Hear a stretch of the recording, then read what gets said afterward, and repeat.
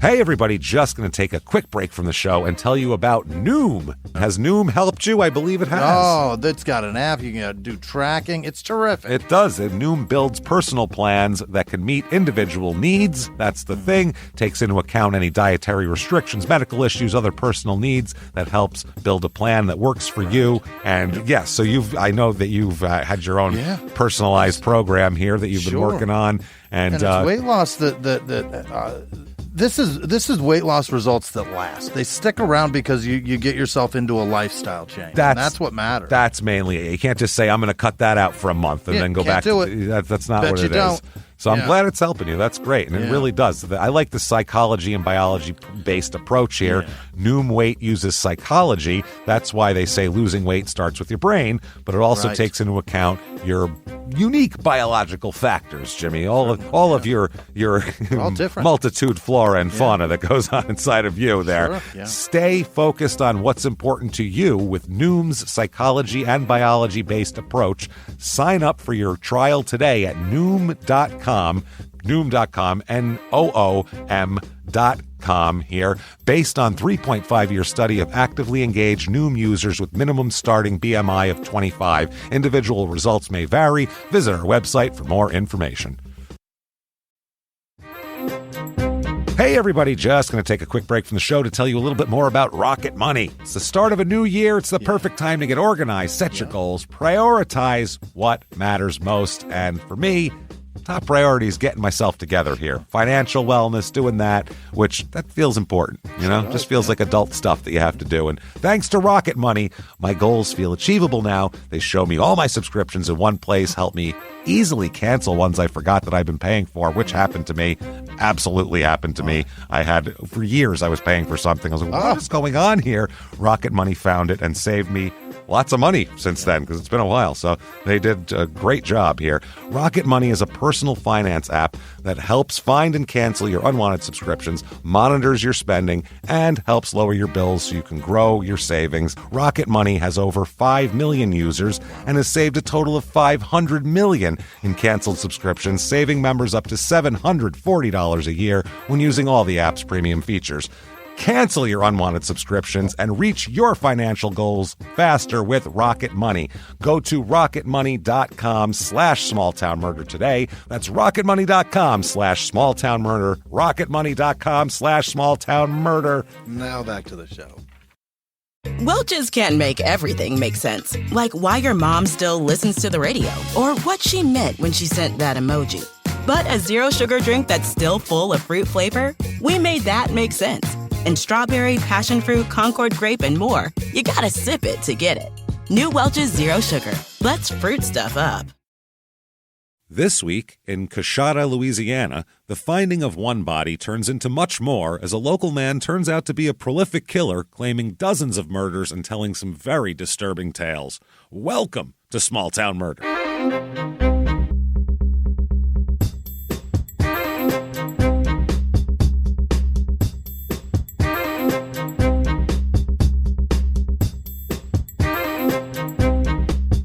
Hello, everybody, and welcome back to Small Town Murder.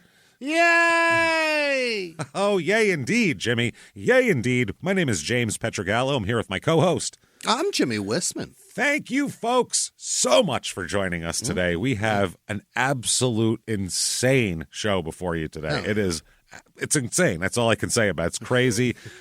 This guy is a menace to society and leaves a trail of bodies from coast to coast. It's insane. It's just nuts.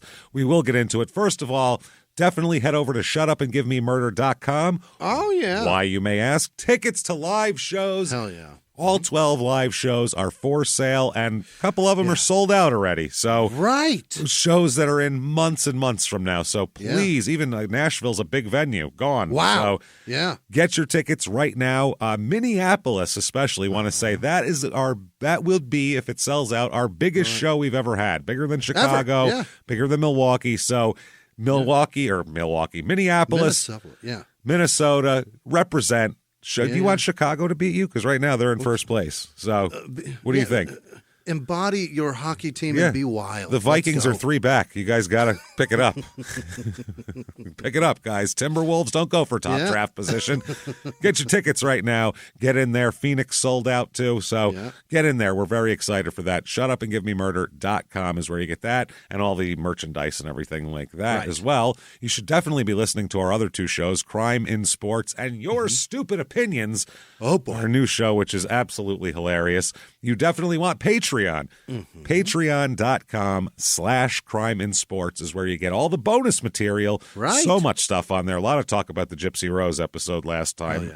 This time, what you're going to get, by the way, $5 a month or above, you get hundreds of back episodes to binge on and new episodes every other week. 1 Crime in Sports, 1 Small Town Murder, and you get it all. You get it all. You get it all. This week is no different. For Crime in Sports, what you're going to get is we're going to talk about Morgana the Kissing Bandit, who was a woman who would come out with the biggest boobs anyone's ever seen. They were on her. She would run. No, she would carry him, one in each hand. She'd run out from the stands in the middle of like televised big sporting events and kiss players. Like on WGN. A batter's batting. She just runs up and kisses him, and he laughs and smiles, and she smiles and runs off. And you're like, how does this happen? So she did it for years. We'll talk about her. Then for Small Town Murder, it's the prisoner dating game. Oh, it's back, everybody. All violent felon edition. Lining up 4 bachelors, 4 bachelorettes for Jimmie here, and the only thing they have in common is they are all currently incarcerated for violent felonies. So outstanding. It's fun. All he's going to have to pick from is just their prisoner dating profiles, and he gets to choose, and then he gets to find out what they did, which is the fun part after together. after we do that. So that'll be fun. Patreon.com/Crime in Sports, and you get a shout out at the end of the show. Jimmie will mess your name all up. Don't worry about that.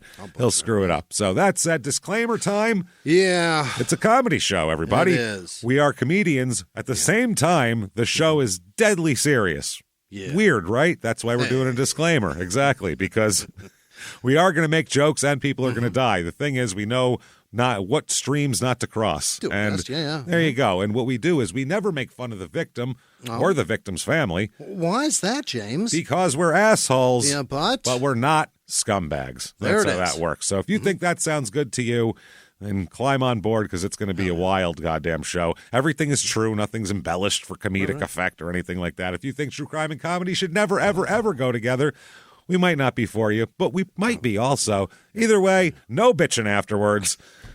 Let's get into this, everybody. What do you say? I think it's time to sit back, clear the lungs all. Here we go. Arms to the sky, and let's all shout, Shut up and give me murder. Let's do this, everybody. What do you say? Jimmie, let's go on a trip, shall we? Get in. We're going to Coushatta, Illinois, I almost said. Coushatta, Louisiana. So this is it's in northern Louisiana up there. Yeah, it's about an hour outside Shreveport up there. Oh, okay, up there on the northeast side. Yeah, it's about 5 hours down to New Orleans, so this is not... Okay. This isn't Mardi Gras, Louisiana. This is not even close. This is we keep the baby in the swamp where it's safe and warm. Louisiana, it's a totally different type. Is it swampy there? I don't think so. Up here, it's not swamp. Woodsy, more woodsy than swampy here. Right. It's about 5 hours to Marrero, which was the last episode we did in Louisiana. Episode 404, The Laughing Psychopath. That guy was wild. He was. This guy we got this week, though, he tops him, I think. Oh, boy. This is in Red River Parish, because they don't have counties. They have parishes, which are counties with a different name. Area code French. 318. Motto here is Union, Justice, Confidence. That's a motto. That's something that's on a third world country's coin, I think. Right. That's what that is. Those are orders. What is this, a Haitian quarter? What do I have here? But no, this is different. History of this town. There really is no other. There's very little history here, except for one major event, which is what it's known for. That's the thing. So we will say it is named after the Coushatta Indian tribe who inhabited the area before being forced away by settlers and that sort of thing. So the town is pretty much only known for the Coushatta Massacre. That is what it's known for. Now, this was after the Civil War. during Reconstruction when the Klan was forming and that sort of things. Yikes. And for foreign listeners, we don't mean the Wu-Tang Clan either. This is the much worse Klan. This is the Ku Klux Klan, the worse, way worse Klan. So this Red River Parish is a small parish, one of the smallest parishes in Louisiana. Really? It's known for the good farmland here. So before the Civil War, it was a plantation economy. There was twice as many people were slaves as non-slaves in this area. So weird. So that's what I mean. It was one of those where that's a tenuous grip on that shit. If you're gonna have twice the population, you're gonna try to dominate. That's good luck with that. Florida used to be 90-10. Yeah, absolutely. That's nuts. So the 1800s, it was cotton and corn and sweet potatoes and sugar cane. The Civil War destroyed the area here, but they continued to grow crops. The 1974, from militias formed a group called the White League. Okay, this is their version of the Klan, pretty much here, the White League in Louisiana, and they were very organized at that point. And they would basically use violence against anybody who was in office who they didn't care for. Holy. And also to suppress votes as well here. That was another thing. In August of 1874, they captured 6 officials in Coushatta and made them sign a pledge to leave the state and escorted them. And then they were killed as they were leaving the state. Then they killed them, too. So this was, very nice. The victims included the brother and 3 brothers-in-law of a Republican state senator at the time named Marshall H. Twitchell. So they also killed 5 to 20 freedmen who had been with them as well. So they just super welcoming. Yeah, they killed the politicians, and then anybody around who saw it, they just started shooting them as well. Jesus. Yeah, the events became known as the Coushatta Massacre, and then they ended up having to get they had to get federal troops from President Grant to come in and try to. It was a mess, basically, a disaster. That's what this town is known for. Yeah, that's what this town's known for, is this awful, awful massacre. And there really isn't a lot of history besides that. It's kind of like, once that happened, people went, oh, that's the place with the massacre, huh? I don't know. And reviews of this town, here we go. 5 stars here. Perfect. Okay. Coushatta is a small country town where everyone knows everyone. We moved here in 2016, and I'm currently raising my 3 children here. One of the better decisions we have made. Is that right? Yeah, I'd like to know what the bad decisions you've made are. I'm fascinated by any decision. Any decision? I want to know all your decisions now. Run them down. What have you been doing? How many payday loans do you have? Yeah, let's talk about your decisions. Let's talk about them. How many kids you got? Let's talk about all your decisions. Here's 3 stars. I wish the town would have more conveniences around the community. There are hardly any amusement parks or superstores other than Rivertown. Well, not amusement parks and superstores. Sounds like you want, what's the word I'm looking for? A city. City? A city is the word I'm looking, Yeah, Orlando's close by, man. Yeah. Our town should have a more convenient hospital, because in previous years, a person who needed to be admitted into a hospital for something major, they either went to other cities, including Shreveport. Yeah. So you gotta, it's a rural area. Yeah. You gotta want that. Here's 2 stars. Okay. Coushatta is definitely not the greatest town in Louisiana. It's full of corruption and theft. We just had a 911 operator steal over $15,000 in public funds. Why does the 911 operator have access to public funds? Why does he have a county credit card? What the fuck what are they doing? Exactly. Answer the phone and then leave. That's it. You come back, you punch in, you answer the phone. Yeah, the only thing he should have access to is the time clock. Yeah. Did he get someone who's like, I really need help. I cut my leg really bad. I think I might have hit an artery. And they're like, let me ask you something. How are you for investments right now? And he's sold them like penny stocks, like Wolf of Wall Street style. Did he on the phone? Did he just ask a county clerk the last 4 of their social and the mom's maiden name? Hey, Ted, let me ask you a question. I've been asking everybody this. Ambulance is on their way, but my mom's maiden name's Johnson. What's yours? It's important for me to know. My first concert was Jane's Addiction. What about yours? How about you? What street your best friend live on? Hey, what is the name? You know what's funny? It tells you a lot about a person to just sit down with them and ask them what the name of their first pet was, because that tells you where their brain was. Gives you a lot. It tells more than you know. More than you know. Okay. That's only a tad bit of the horrible things that go on here, and a majority of people in the town are rude and not welcoming at all.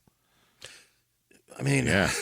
I've heard about your history. Yeah, not to mention the roads are beyond terrible, and you could get lost in the millions of potholes. What are you, a tiny person? Is it Honey, I Shrunk the Kids?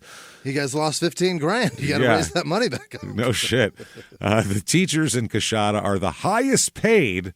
I'm sure they're just rolling in it. The teachers in a rural northern Louisiana town are pulling in Bentleys, just like these suckers. Yeah. Jesus Christ. Yet has the lowest test scores in the state. Highest paid in the state? How much is the fucking scale there? He just said are the highest paid. He doesn't say of what. There's no standard there. Yet Coushatta has the lowest test scores in the state. Okay. It's hard to find a job around here, and there isn't many places to live around here. There isn't much to do for Coushatta in Coushatta for fun. You have to travel to surrounding parishes to find fun things to do. Yeah, okay. I think we've gotten an idea. It's a small rural town where people do farming and shit. That's what goes on here.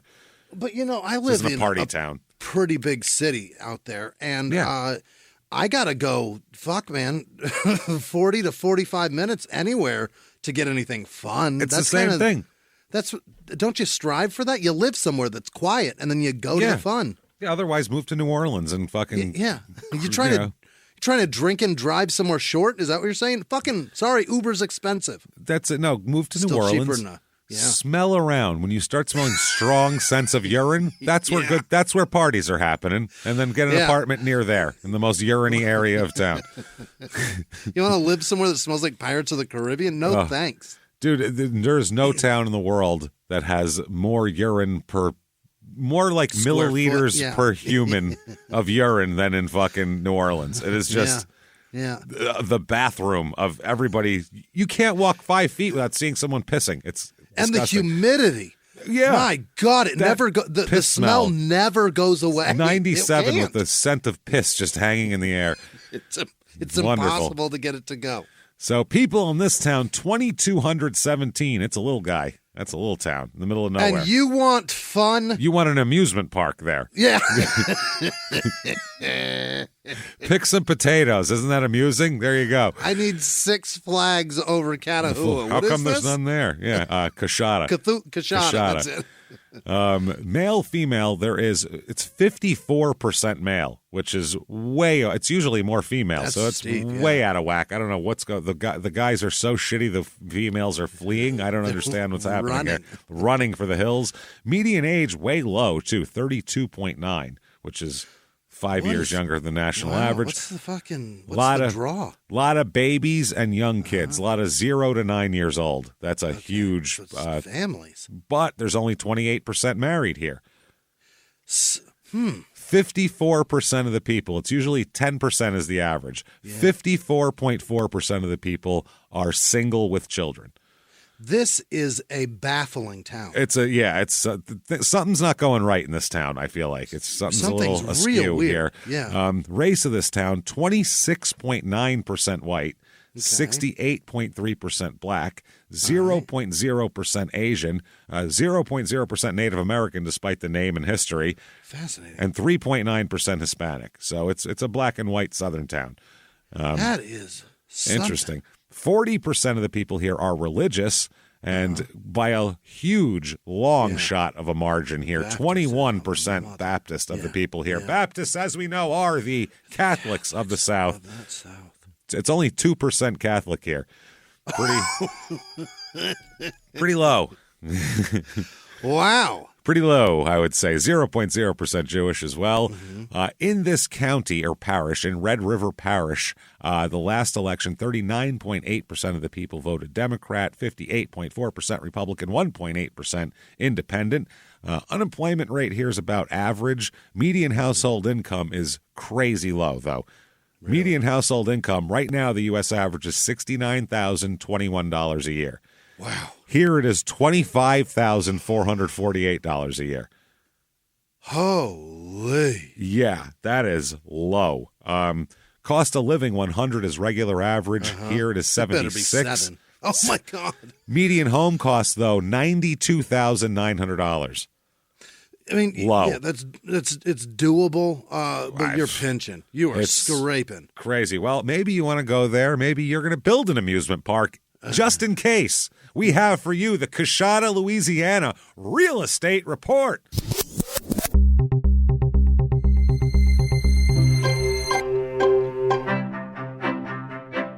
The average two-bedroom rental here goes for $1,030 a month, so lower than the national average, but seems way too high, considering you could buy a house for nothing.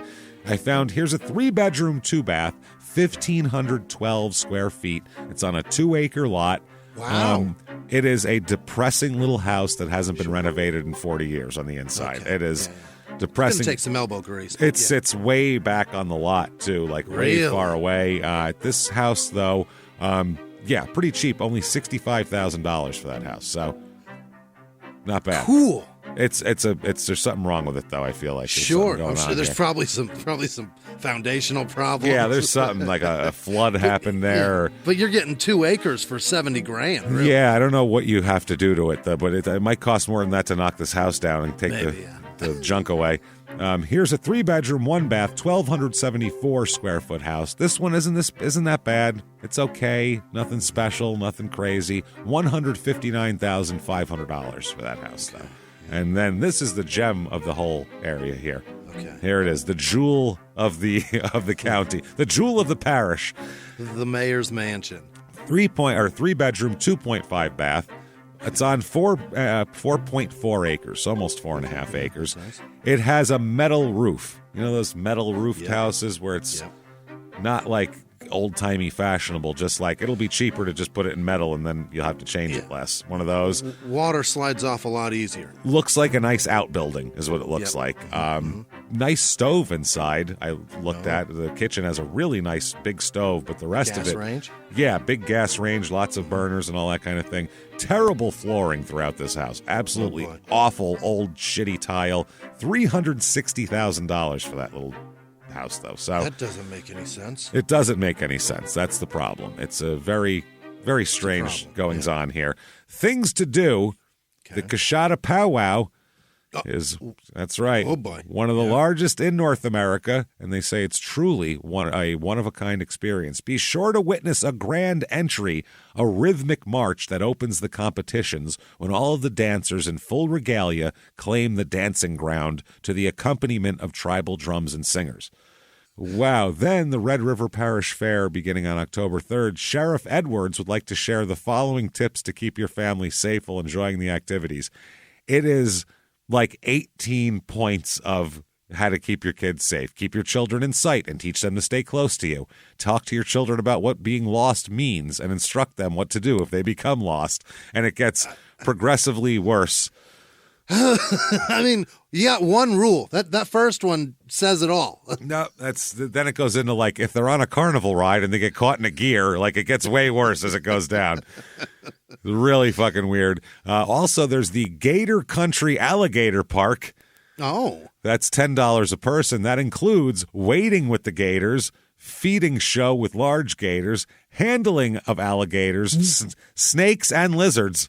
You can handle them all. What is happening? Option to feed alligators and tortoises for an additional charge. Everything reptilian will let you touch it. You can touch it and feed it and fuck with it, jerk it off. We don't care.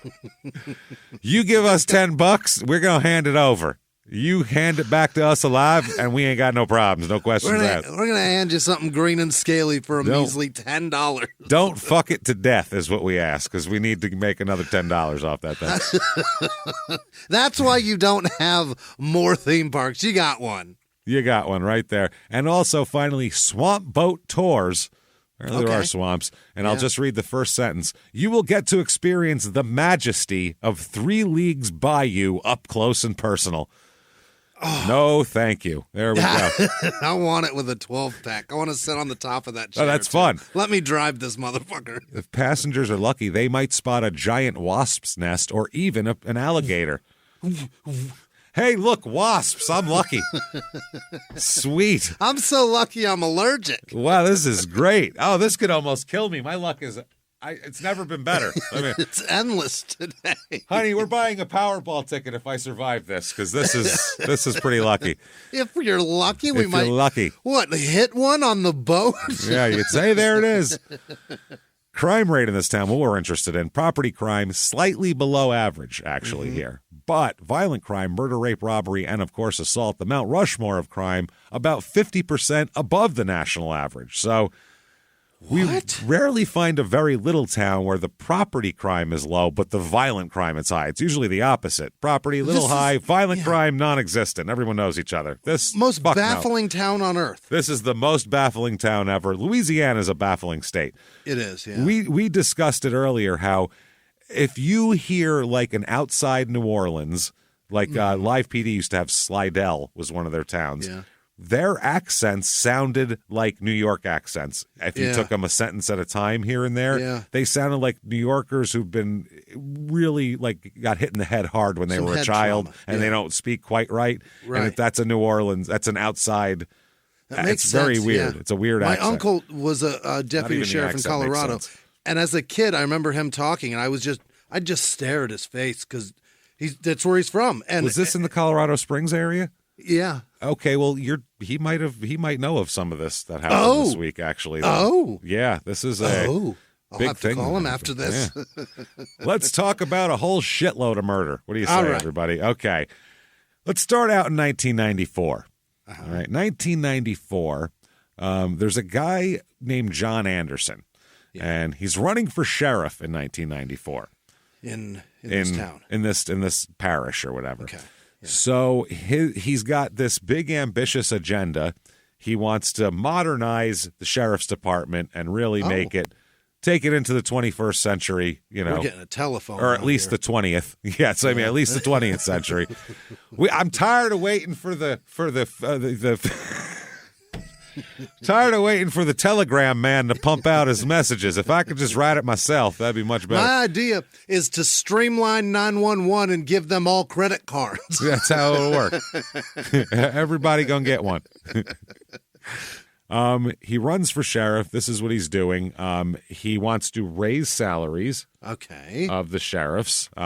He wants to professionalize officer training so they're more professional, because it's kind of a mess around there. Teach them yes, sir, and no, ma'am. Digitalizing communications, which would help. And then also enlisting more volunteers to help out with things, because they have volunteers that do stuff. So let's do that. Also, he talks about how there's advances in fingerprint and DNA analysis, and he thought that there was a lot of investigations in this parish that have stalled that could be revived by using modern technology. So his whole thing is, hey, everybody, I'm going to take us from 1894 to 1994, if we're cool with that. We're very behind the times, and let's speed this up a bit. That makes sense. And one of the cases he ran on was an unsolved homicide that was particularly disturbing to him and everyone else in the area, and we'll talk about why here. It's the case of a young girl named Heather Dawn Church,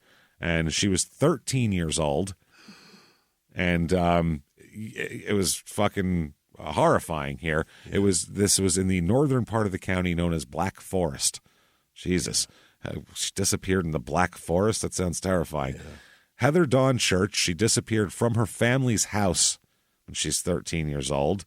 Heather was one of 4 kids, and on September 17th, 1991, she was babysitting her 5-year-old brother, Sage. And her parents, Mike and Diane, had moved out to this remote. This is in Colorado, by the way. This isn't even. Yeah, I was going to say Black Forest is in Colorado Springs. Yeah, this isn't in this area. This is in Colorado Springs. That's why I told you that. So, but there's a reason why they're connected to this. Is connected to this. Okay, so they talk about that. They bought this property outside Colorado Springs in Ebert, Colorado. You know where that is? A person. They're talking about how it's out there. Like this house is not. It's not on a street with everybody else. You got to know where this house is to go find it. It's out there. So they were doing this, they were doing this to protect their kids and have like the family kind of in the middle of nowhere and have like an old timey life they were trying to lead. You can really have a ranch out there. That's where my uncle had a ranch up there in Black Forest. It's beautiful. It's amazing. It's nice area out there. So when she disappears from the house, Heather, they basically say it must have been a local because no one else would know where this house was to find it. So, they said she liked to play outside. Maybe she went outside and a neighbor grabbed her. They said she was responsible. Heather was studious. She was in the gifted program in school. She was not, didn't get in trouble. She wasn't the type who would like run away or anything like that. So, after she disappears, her parents, before she disappears, her parents had separated. Dad had moved into an apartment, and that was just left mom with the kids in this remote area out there. Wow. She always said, though, she didn't feel unsafe or anything like that at all. But the problem is the separation, they start to develop into a divorce, so they put the house up on the market. Damn it. And there's a neighbor up the road who was living in a trailer with his wife, at the time his fifth wife, we'll talk about that, on a property used for a tree nursery. Now, Diane, the mom of Heather and the kids, doesn't know this guy, but apparently this guy had become aware of them here. Hey everybody, just going to take a quick break from the show to tell you about the safest sponsor ever, Simply Safe. Absolutely, these people will keep you safe. It's amazing. You know that every 26 seconds a burglary takes place in the United States, according to the FBI. That means that by the time this podcast is over, dozens and dozens of homes will have been targeted, ransacked. God knows what happens here. So protect your home before it's too late with Simply Safe proactive security system. Simply Safe helps stop threats before they even have a chance to break in. Named Best Home Security System by U.S. News and World Report 5 years in a row. And by us for about the last 8 years as well. If you trust us, believe me, you want Simply Safe. So visit simplysafe.com/small to claim 50% off a new system with professional monitoring plan and your first month free. That's simplysafe.com/small. There's no safe like Simply Safe. Now back to the show. This show, Small Town Murder, is brought to you by BetterHelp. Get yourself some therapy, everybody. Honestly, here. We often hear about, red flags that you should avoid. Hey, that's a lot of a thing. It's become a real phrase now, real cliche. But why don't you focus also, you look at like green flags in friends and partners. Look for good things as well. Right. And maybe you're not sure what that looks like, though. Therapy can help you figure that out. What are positive things? What are the green flags? And then you can practice them in your relationship. It's absolutely a fact. And so, honestly, we absolutely are huge advocates for this. It really, really helps. BetterHelp is fully online, making therapy affordable. It's convenient. They serve over 5 million people worldwide. You can access a diverse network of more than 30,000 credentialed therapists, wide ranges of specialties there. Here's the coolest part. You're not getting along with your therapist, you're just not feeling it, you can switch at any time, no extra charge. Wow. The thing is, they want you to get help. That's it. And you can do it with BetterHelp. Discover your relationship green flags with BetterHelp. Visit BetterHelp.com/smalltownmurder today to get 10% off your first month. That's BetterHelp, HELP.com/smalltownmurder. Now back to the show.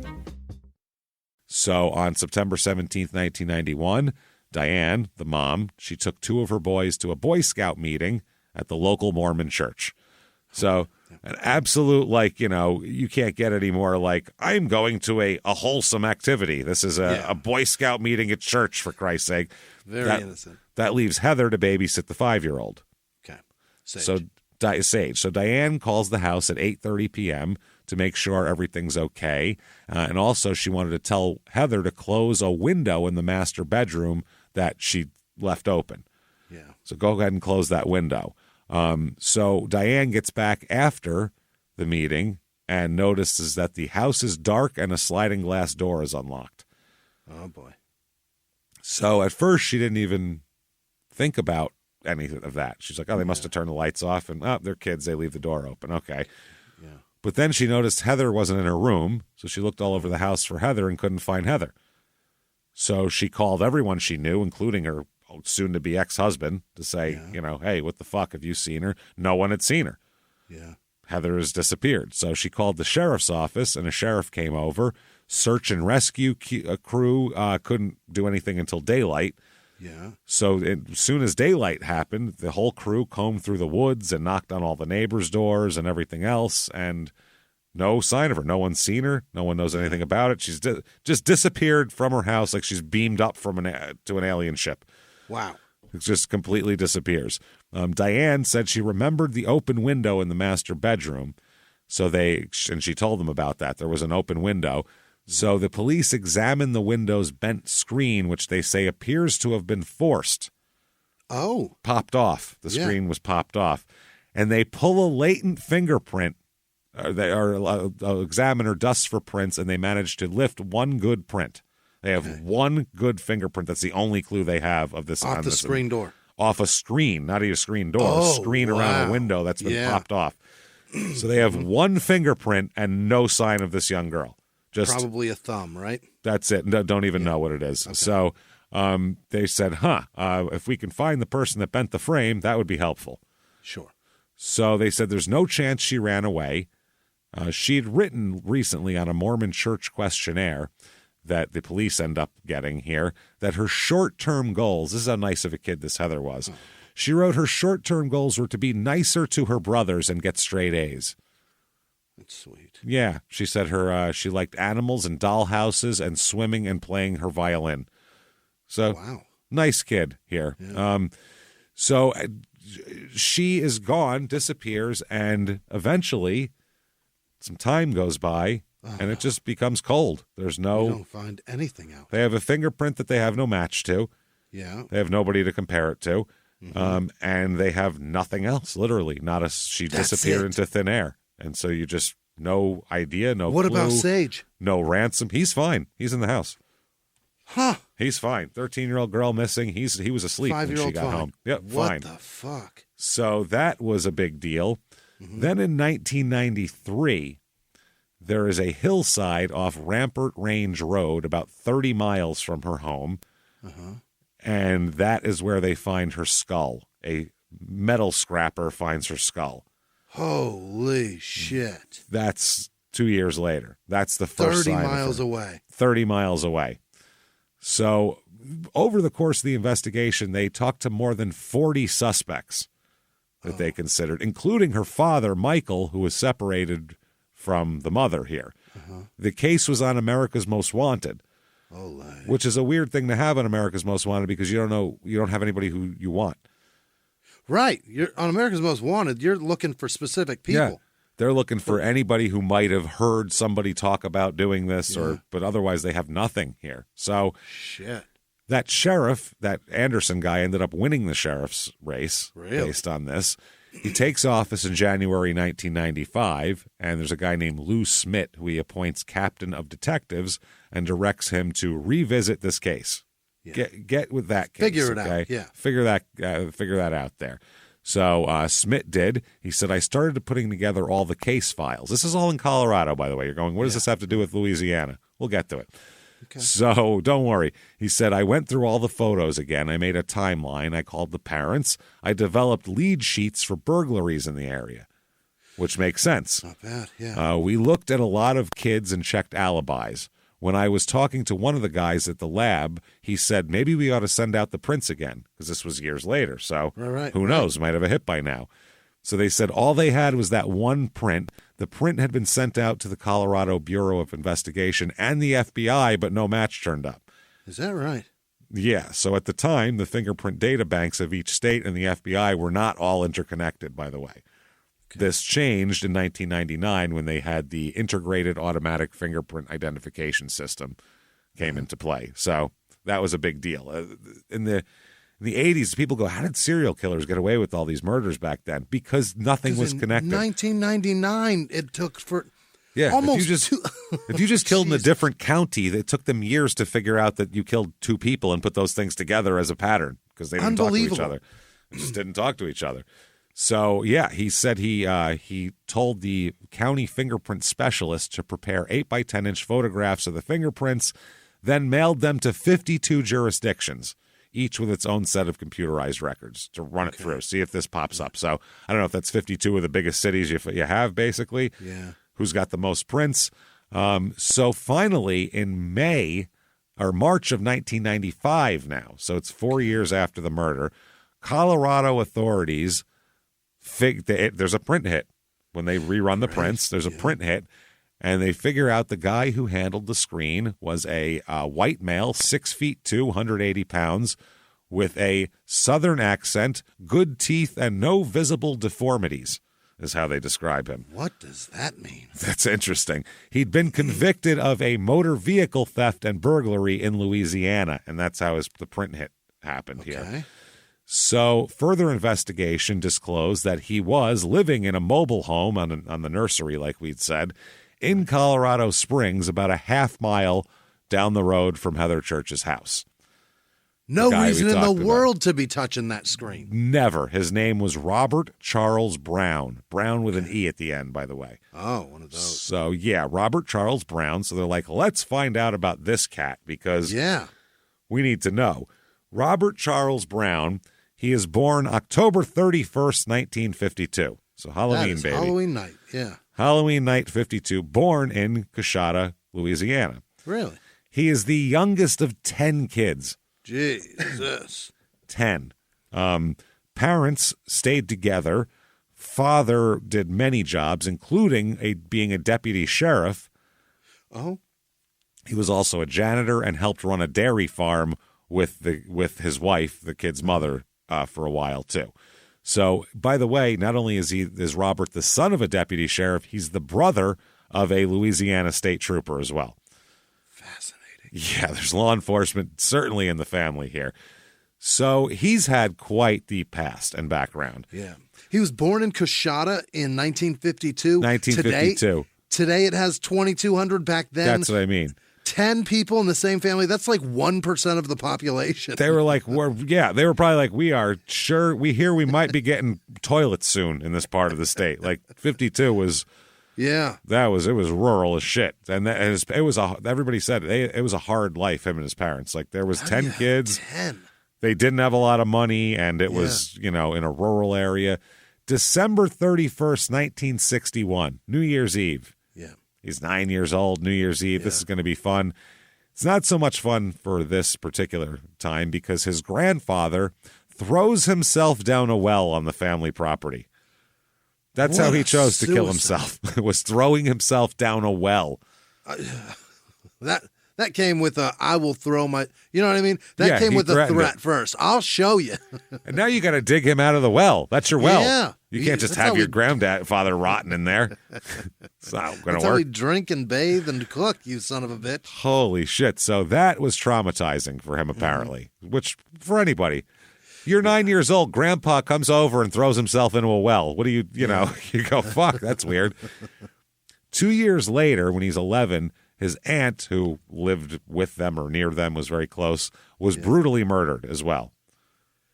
Like horribly murdered and stabbed and defiled, and really somebody gave her the fucking business. So those are a couple of events that make him a little bit weird and a little bit dark and morbid. And also, apparently, his mother was prone to fits of rage and emotional instability to where she would freak out, which I think that's just having 10 kids. I think mom was just normal. She's been this way since we had 3 kids. You can take Dolly Parton. If you gave her 10 kids right now, check back in 2 weeks later, she wouldn't be Dolly Parton anymore. Yeah, she'd be fucking backhanding people. She'd be, God damn it, son of a bitch, cocksucker. She'd be screaming and yelling. Her wig would be off. With her wig. Yeah, her wig would be off. She'd be like, I've had it. I don't care. This is what my hair really looks like. No one's going to Dolly World. Nobody. Dollywood, whatever the fuck it is. So that's how I figure it.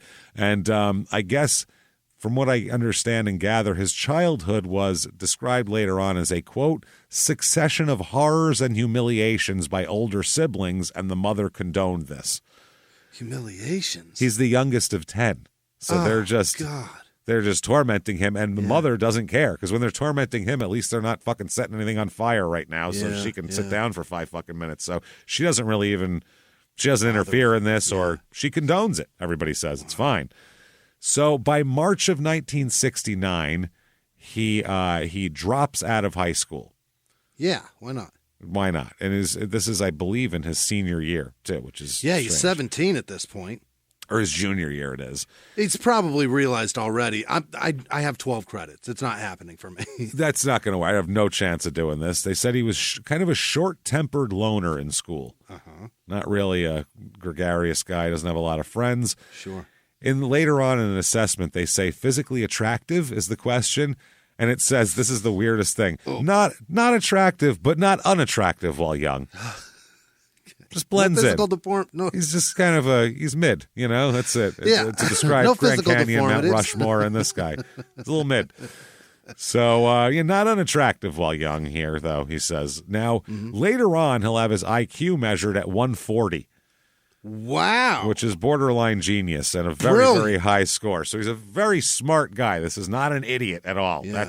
That's part of this that you have to understand. Sharp as it gets. When you hear his whole story, you go, how the fuck does a smart person be so goddamn stupid? Because is everything just so boring? He's so stupid. Yeah, or he acts so stupid. Now, Red River Sheriff later on, Johnny Norman, will talk about how this family, he knows the family, and he said there was a real tough time for them out there growing up in the middle of nowhere. Sure. This is Sheriff Johnny Norman. He taught driver's ed and PE. So he taught gym class and driver's ed in the 60s and knew Robert Brown as an 8th and 9th grader, as a student. Really? He had him as a student. So it's very rare that you'll get a law enforcement guy that has this, hindsight on it. Because he taught him in school. You just don't get that. So, he said that, quote, he was kind of a loner, but he had friends. He was a good student. He did have a little temper, which sounds like a kid going through puberty, too. That could be any. I'm sure that you could describe 80% of the kids like that. Probably. He said that the Brown family ran a dairy in the 60s. There was 10 children, including 3 sets of twins. What? 3 sets of twins in one fucking family. I have never heard of that before. Ever. What are the odds of that? It's got to be impossible. Someone with a calculator out there, please, that knows anything about math, calculate the odds of one couple having 3 fucking sets of twins without any fertility drugs, mind you. Right. They're not getting in vitro. That accounts for 60% of their children. This is drunk after work, sticks it in, leaves it in, and next thing you know, we got mad twins popping out naturally. That's just That's bonkers. Wow. It's fucking and bonkers. That happens when one egg splits, right? Yes. Yeah. So wow. That'll be that's not like 2 sperm getting an egg. That's an egg splits. Yeah, that's not 2 and 1. That would be awful. Nuts. Yeah. You'd have to, 1 sperm only, please. Or is that what happens when fraternal? I don't know. I don't want to get into it. I clearly failed biology. Remember twins? 1 egg, it split, and one guy got all the nutrients, and then Danny DeVito got leftovers. Danny DeVito stuff. So even in fraternal, it's 1 egg. That's how we know. We know all of our science from the movie Twins from 1989 or whatever the fuck it was. Arnold Schwarzenegger and Danny DeVito taught me science. Starring Arnold Schwarzenegger. That's how we learned our science. God, we're so fucking stupid. Jesus Christ. It's frustrating how dumb we are sometimes. It really is. Because we're not dumb, but we're dumb. Is that her genetics that make that happen, or is it the sperm that does it? It's the mother side. It's the mother side. That's where the twins go. Ooh. I think that's who carries that. Yeah, because my grandfather's a twin. That could have been bad for my mom. 3 sets. 3. So that's why. So 6 of the kids were sets of twins. Right. So that's creepy. And then you're the youngest one. You don't belong in any of these sets of twins either. So you got punched by 6 people that look like somebody else. Look the same. Yeah.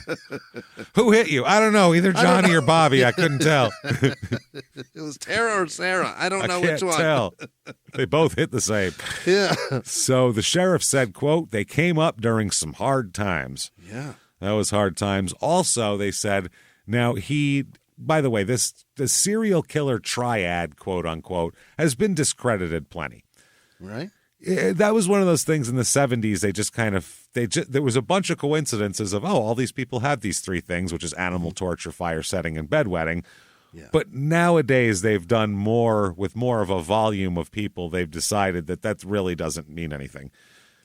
Certain behaviors are indicators, but most serial killers don't have all three. That's the thing. So it's one of those, and neither does this guy.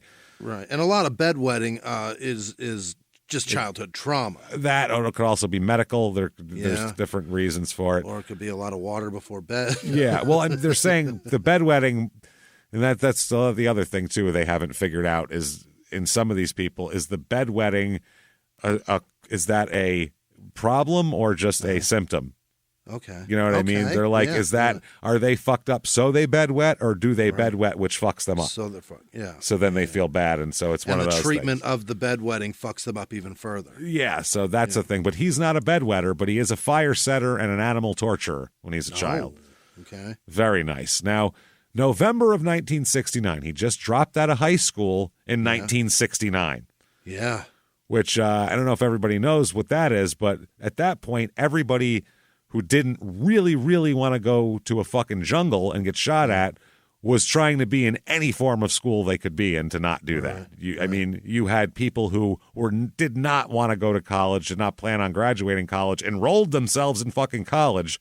So they didn't have to do that. Just so they didn't have to go to war. So this kid does the opposite. He drops out of school and enlists in the Army in 1969. Volunteers. Yes, because I guess if you were going to get drafted, you're going to take me anyway. I'm going to just volunteer. At least maybe I'll have a choice of where I go, at least at that point. So in 1970, he's in the Army. He's home on leave. He gets married. Really? Yeah, why not? Out, right? Let's get no, fuck no, that won't Really? get you out. But if you get married, then you get extra benefits. Okay. You get more money. Get more money. Yeah. And you can get housing for your wife and all Sure. that kind of shit. I'm not even going to say the woman. The girl he marries is a 13-year-old Coushatta resident. Yeah. It's 8th grade, mind you. Yeah. Named Terry Laverne Ward, as in of the state. Yeah. Fucking Ward. Or lives in the fourth one. Yeah. Of now she is his ward because she's a minor and he's an adult. That's what this is, that's basically. a baby. Jesus Ward. Christ. So he marries 13-year-old Terry.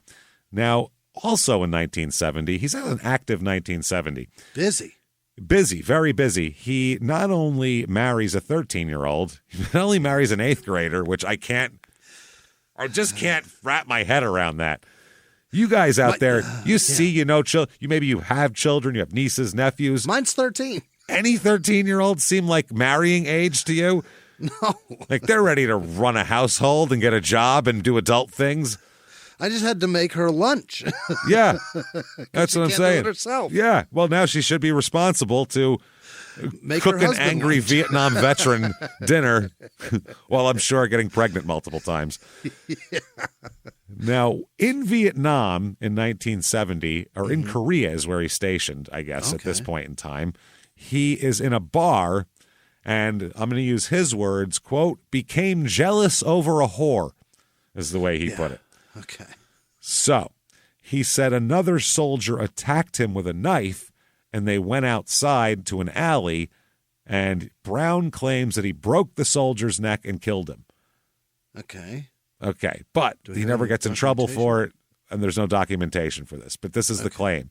Guy attacked him with a knife, he broke his neck and killed him outside. Yeah. He just did a real quick, like, Steven Seagal snap. Like, he's a, ha! And he did, like, a scream afterwards. You know how that goes. Very John Rambo. Yeah, I don't know if he went home and told his child bride about that or what, but... So, in 1972, he gets a Bronze Star in Vietnam. Yeah. In 1973, he's awarded an award for exemplary behavior, efficiency, and fidelity from the Army. He also, in 1973, he's given an outstanding service in connection with military operations against a hostile force from the Army as well. Wonderful soldier. Commendations. Yeah. Apparently, he also divorces Terry Ward of the state Had enough of her shit. 1973. Yeah, it's not working out. I don't know. She's deeper into puberty now. She's 17. You know how sophomores get. Sophomores get real mouthy like, you know what I'm saying? They don't want to do their homework and just not, we couldn't get along. Like she liked Fruit Loops, I like tricks, you know what I'm saying? Just don't work sometimes. Well, she can vote now, and that's not hot. That ain't hot no more. Nah, shit, she's 15 or 16 now. She's still only 16. Holy shit, she's not even 18. No. Holy. She's like, you know what? I just got me a divorce. I'm going to celebrate by getting my driver's license. That's unbelievable. Yeah, 16. Wow. So he quickly after divorcing Terry Ward of the state, he marries a Vietnamese woman named Thiet Minh Hein Hu. I don't know how to say that. Sounds right. Yeah. Huynh. Hein. Yeah. Hein. That's Korean for Ward. I don't know what the fuck that means. Yeah. She is apparently not 13, so that's helpful. Okay. Yeah. Korean for Ward here. He marries her in Texas. Oh. Like in the San Antonio area. Okay. They also are going to have a son here. Really? Yes. They have a son named Thomas. So he didn't name him after himself, at least. Yeah. They have a son named Thomas. Somehow, in all of his crazy bullshit and being married, we'll talk about it many times, this is his only child somehow. He never has any others. I don't know how the fuck this guy doesn't have a litter of children out there, but somehow he doesn't. Only kid. 1974, his father dies. Damn it. Which is an important thing for these kids, a lot of them here. So in 1975, he's given another award for exemplary behavior, efficiency, and fidelity. So he gets another one of those. But within a year, because that was October 75, by August of 1976, he is being dishonorably discharged from the Army. So much for fidelity. For a drug conviction. Oh. He gets caught with drugs, and he is arrested and convicted, and then the Army fucking boots him. So he's been in. Do we know which one? No, we don't. It's an Army thing, so we have no idea. So it's 7 years he's been in there. He's been in Vietnam. He's done all this stuff. He's won awards, but he all fucked this up. work for nothing. And he's out. So August of 76, he's discharged. He decides later on, right after that, to divorce his wife. Oh. So yes, he divorces his wife, gets rid of Thiet Minh, and then in September of 1977, he marries a 17-year-old Louisiana girl. He's like, got her just before the expiration date. I feel like I really fucked up. I got to pick up where I left off. That's what it is. She'd be about 17 right now. He looks at 18th birthday not as the date of legality. That's expiration date. That's when the milk curdles. He's like, is that born on or an expiration? Which is that on this beer? When was it made or when it expires? Is it good till or just good at? Her name is one of the better names ever. And Terry Ward of the state is pretty good, but her name is Brenda Gale Ware. Really? Beware is her name. Brenda Ware. Beware. That's her fucking name. Fantastic. Brenda should beware because in 1979, oh man, Brown took Brenda down to a remote waterway where he beat her so fiercely, it was basically within an inch of her life. She thought he beat her. She thought that her intention was to beat her to death and leave her there to die.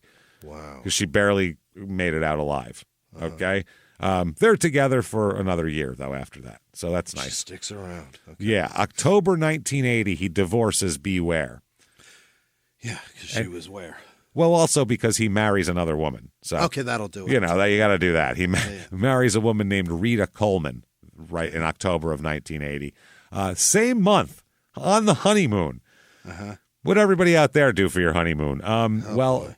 On his honeymoon, he chose to strangle Rita Coleman so fiercely that she ends up in the ER where her doctor told her that her larynx was almost crushed. So there's that. My word, the novelty of this marriage already wore quickly. off. The first marriage, they go shorter and shorter as he goes on here, and they're more violent too. The other ones, And in how many years? Fucking 7 years. He's been married 5 times, 4 times, 4 times. Well, we'll talk about. There's more. Don't worry, that's not it for him. During this time, he works a bunch of different jobs. There's a paper company that he works for, a wholesale business in Louisiana, and he delivered flowers in Texas. And this was all over the place. This went to multiple states. There his flower route here. So in 1981, he's arrested for stealing 3 rolls of copper wire from Wireways Incorporated. Mm-hmm. Copper to sell. That's crackhead shit is what that is. Yeah. That's hardcore. 1982, he's arrested again. This is for burglarizing a construction trailer belonging to the company he worked for, International Paper Company. He pleaded guilty to a reduced burglary and theft count and spent 45 days in jail for that. Probably got fired, too. I can imagine. I don't think they brought him back. They're like, we're holding your shift for you. Don't worry. You got that. Nope. Second shift is all yours, buddy. His friend also talked about, because he has all these wives and he likes to go after women, but at the same time, his friend says he thinks he's bisexual too at this point. Oh. Because his friend in the 80s said he talked to him about having sex with other men and then tried to initiate sex with him. And this guy was like, hey, calm down, Bobby Brown. Calm down, Bobby Brown. Let's chill out now.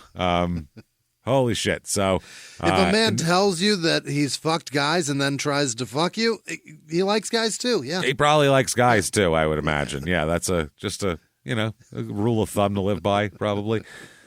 So 1984, he divorces Rita Coleman. Can't have her around. So that's over with. 1985, we've never had this charge on any of our shows, and we've dealt with a shitload of crime in almost 800 episodes. He is charged with stealing a bell from a local Baptist church. He stole the church bell. Unbelievable. That sounds like is that like a frat initiation? Yeah. What the fuck is that? You steal that, and then you steal the mascot of the other team? And Sundays are a fucking nightmare to try to sleep in. God damn that fucking church. I'll make it go away. That is wild. Then on January 23rd, 1986, another ballsy move here. He stole a Ford truck from a Ford dealership. Yeah.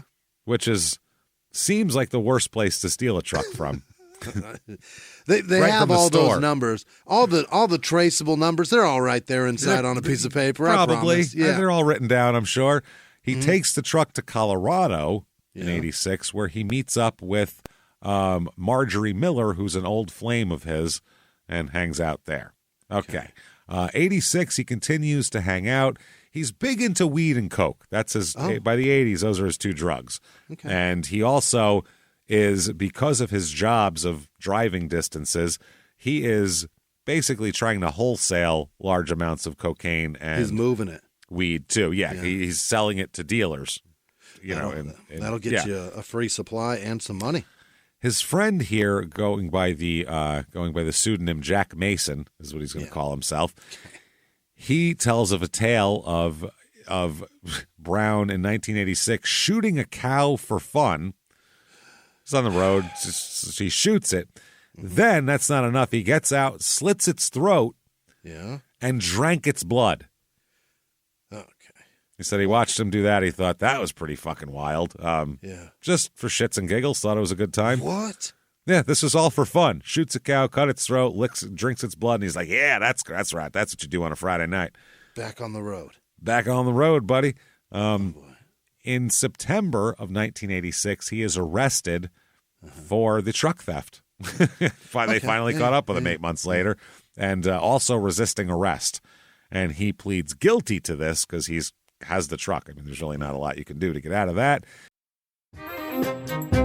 Hey, everybody. Just going to take a quick break from the show to tell you a little bit about Sono Bello. You know, the most known secret with celebrities and influencers and all these famous people is so many of them have had lipo. They've had lipo, whether it's a little touch-up here or a total makeover. Yeah. Nobody has a perfect body. That's the thing. No. They may look like it on TV, but there's things that help that. Absolutely. Lipo now has changed, and Sono Bello's been at the forefront with using LAL technology and getting those beautiful and natural outcomes for each person. Looking real natural. Our friends at Sono Bello are offering their best deal. You're now included in their winter savings event, but appointments are limited, so please get on this. Sono Bello doctors are masters in micro laser fat removal, a brilliant technique that removes stubborn fat permanently wherever your problem areas are. Tummy, love handles, thighs, arms, it's gone in one comfortable visit. Eating healthy and workouts are great. Keep doing that, but if you want to lose that stubborn fat in one visit, check out Sono Bello. Save big during their winter savings event. Schedule your free consultation now at sonobello.com/smalltownmurder. That's SONOBELLO.com/smalltownmurder. Now back to the show. Hey everybody, just going to take a quick break from the show to tell you a little bit more about our stylish friends at Quince. That's right, let's go elevate your styles, people. Yeah. Get it going, look good out there, and you can do it now without breaking your wallet, without breaking the bank, because at Quince, you can get high-end, versatile pieces at prices we can all actually afford, which is very nice. You want to get good stuff that lasts and it's good, and they have quality stuff that's very affordable, and you can do like we did, upgrading our stuff here, while still being a very reasonable price. Quince only works with factories that use safe, ethical, responsible manufacturing practices, along with premium fabrics and finishes. It's all quality stuff. You're going to love it. Trust us, it looks good. And I've got the leather jacket. It's a very high-quality item. Real nice, soft leather. Yeah. Jimmie's got his linen pants he's rocking. Yeah, they're terrific. Come on, be like us. Be fashionable. Get in there with Quince. Indulge in affordable luxury. Go to quince.com/smalltownmurder for free shipping on your order and 365-day returns. That's QUINCE.com/smalltownmurder to get free shipping and 365-day returns. Quince.com/smalltownmurder. Now back to the show. Hey everybody, just going to take a quick break from the show to tell you a little bit about a very cool place, Thrive Market. Yes, we are both looking to get into the healthy swing this year. The problem is I don't know what's in everything, and I don't know if even I'm qualified to even read the labels to know if that's good or that's bad. Right. There's chemicals in things, and there's things floating around. I don't know what I'm doing out there. One of my favorite features, and I know you were talking to me about this, is the Healthy Swap Scanner in the Thrive Market app. Yeah, it's simple. You scan any item, and it'll instantly suggest a cleaner, healthier grocery alternative, it's great. Amazing. Yeah. That's great. Thrive Market also takes the guesswork out of finding these safe, healthy foods. For example, like I'm trying to get my protein intake up for energy. I'm always moving around. I need stuff, and I love that you can filter their site by the high protein options. Nice. It's very cool, and you can personalize this portion, and you can put filters on it, and get ready. You should be ready for a junk-free start to 2025. Get ready for it and head to thrivemarket.com/smalltownmurder and get 30% off your first order plus a free $60 gift. That's THRIVE market.com/smalltownmurder, thrivemarket.com/smalltownmurder. Now back to the show. He is arrested and sentenced to, you sir, may fuck off, 18 months in prison. He hung on to the truck for 8 months? 8 months he hung on to the truck. He just drove it around. Wow. You steal a car, you only use it for like where you're going to, and then you dump it. Dump it, sell it for parts, he said, this is my car now. Sold a car, I'm going to get some use out of it. So he is arrested. He is paroled, though, 7 months later on April 13th, 1987 here. By the way, for a while when he was in Colorado, he was a bed salesman, which, hearing this guy's entire history, imagine buying a mattress from this guy. You walk in, help you with something? Fuck no. This one be good for like if you got a 13-year-old child bride, but if you get a 15, 16-year-old, you're going to want this model. It's a little bigger. You're gonna need them to understand the quality of a good bed. A 13-year-old still remembers the car, they don't know nothing. You need to impress them with the softness. You try this Serta. He did know though to ask ahead of time. Now, is your spouse fully grown? They done growing? All right. Is your sleep number 13 with a wig? Right. Come on now. During this, also, there were police reports linking him to cruelty to animal incidents, drug use, burglaries, and arson. his name has come up in a whole lot of crimes. Bunch of shit that's going on here. So he goes to prison for almost a year. There's a lot of stuff in there, too, that we'll get to that he said he did in the meantime. Yeah. He gets out in 87 and works the counter at a quick stop convenience store in Colorado Springs in 87. Yeah. Okay. 1988, gets married again. Why not? Why? He's looking for love. You know what I mean? Yeah. He marries Diane Marcia Babbitts in 1988. Now, he's married at that point 5 times. Okay. And all of his wives look exactly the same. Really? That's the other weird part. Yeah, they're all except for the lookers. The one. No. Oh. She looks like them all, too, except, How? maybe looks like one of their daughters, possibly. Okay. No, I mean, a Korean looks the just Korean. like yeah. No, same size. That's his Really? thing. His thing is he likes a certain size. He likes petite. Okay. 4'10" to 5'2", Understood. 95 to 115 pounds. Straight hair, yeah. And every single one, well, you're assuming, we can only assume that. Yeah. He doesn't like big curly platinum blondes, probably, if they all have the same hair, I would get. Let's just say here. Maybe that Korean lady she was a real, she's just different in Korea, we don't know. So none of them they're all tiny little women. That's okay. Who he always marries. All of them are still alive here, though. He hasn't killed any of them. His 5th wife here, that is, I believe, Babbitts, she told, later on, will tell police, that Brown had confided in her that he hated, quote, women and cops. Okay. Yeah. Both of them. What about women cops? No, fuck that. I will kill you. Strike 2. His 4th wife here tells people later on that Brown once put a pistol to her head and pulled the trigger, and then nothing happened. It was empty or whatever, jammed. So he asked her to shoot him. Your turn. I don't know if you wanted to. I want to play Russian roulette. You're playing it whether you want to or not. His 3rd wife said that Brown beat her unmercifully because she forgot to put a spoon in gravy.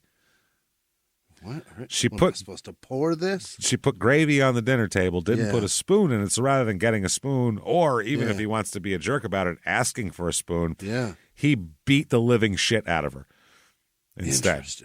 Interesting. She later said, quote, "He's the devil's right-hand man. Call me when you pull the switch." Oh. So someone's going to fucking put him in the chair eventually. So now in 1991, his mother dies. He attends the funeral here. And then right after that is September 18th, 1991, or 17th, when the 17th is when Heather Dawn Church goes missing. Okay. Now, September 18th, the day after she goes missing, county search and rescue personnel knocked on the door of his mobile home. This is the morning after she vanished. But he just said, "I don't know anything about it. I don't know what you're talking about." And they went, "All right." Yeah, because they don't know that his fingerprints are out there. Well, they were looking for more of a runaway situation than a kidnap situation, because they're like, it's out property. Maybe she's hiding here. Well, that's the thing is here he was helpful, but they said he refused the searchers access to a specific building on his property, saying that it was securely locked and he couldn't open it. Oh, and so they accepted that and moved on because they thought they were looking for either a runaway or just she wandered off, not a kidnapper, they said. Okay. So they said, "Oh, it's all locked up, so no kids get in it. Okay, good." And then that was good enough for them.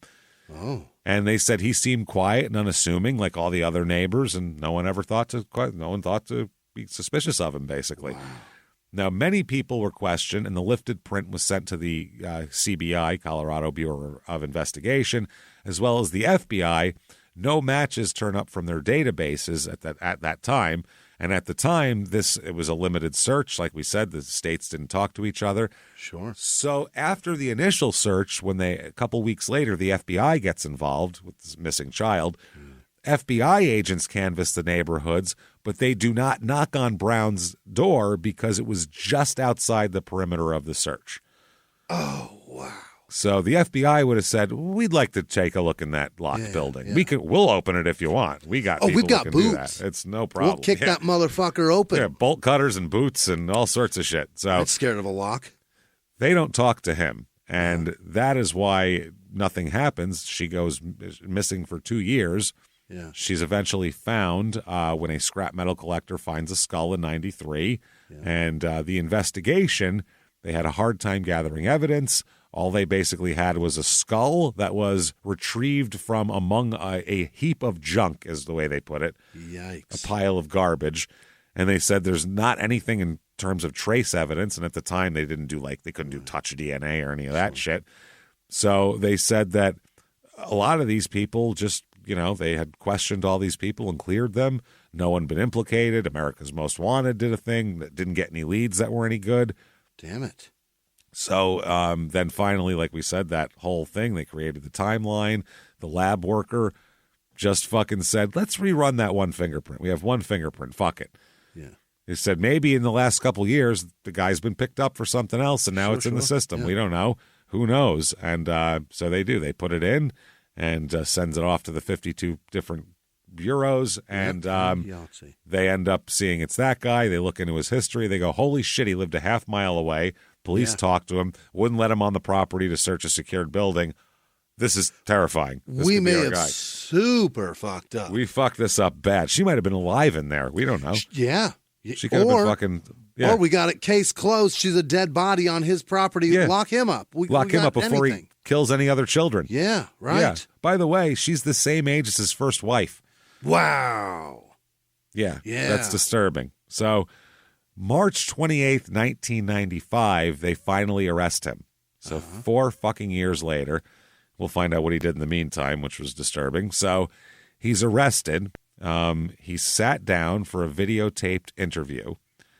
And the detectives were trying to establish whether he'd ever been to the church house before this day of the vanishing. Did you ever do construction there? You ever cleaned out a gutter?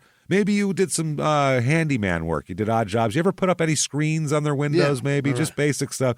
They're trying to see if there was a reason why that fucking print could be up there. And he says, no, quote, never been on their property in my life. Dude, that is awesome.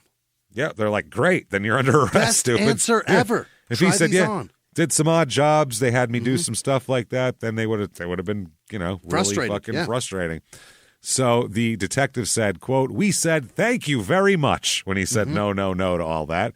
They said that Brown looked shocked when they did that. They said, he said, what are you talking about? Why are you thanking me? Yeah. And they said, well, there's a fingerprint at the scene on a screen from a window, and that's we got You're you under now. arrest. Yeah. He said there must be some kind of mistake. You need to run those prints again. Run them again. He did like a credit card got declined. Like he's like, run it again. Try it again. No, I paid that bill. It's seriously, I did the minimum yesterday, so it should be good. You made a mistake. Try again. So there is no mistake though. They have no other physical evidence though. All they have is a single lone fingerprint and a skull. No physical evidence connects him to the body. They didn't find her blood in his house. Yeah. All they have is fingerprint on a window frame, skull in a ravine, which is that is a thin prosecution. It's a chasm between breaking in and murdering. Yes. Or brushing your hand on anything. He could have forgotten that he was there. I got drunk and I wandered around, and I just remembered I was grabbing in wrong places. I thought that was my window. I went over there with a friend once. We were talking about windows because I was going to replace windows, and they were like, these ones, and I touched it. These ones? Yeah. You have to have a juror go, I mean, it's possible, and that's anything's possible. Your case is fucked because you have nothing else to lean on. No. No one saw them together. Right. No anything. So they were like, fuck, this is going to be a tough prosecution. They didn't know what to do. Yeah. Then on May 24th, 1995, out of the blue, out of the fucking blue sky, he just has his lawyer call up the cops or call up the DA and said, I want to plead guilty. I want to plead guilty to that murder. I'll just take it. He doesn't even do it with like a sentencing recommendation, nothing. Just I'm pleading guilty, which is really weird that he did that. And they were insanely surprised.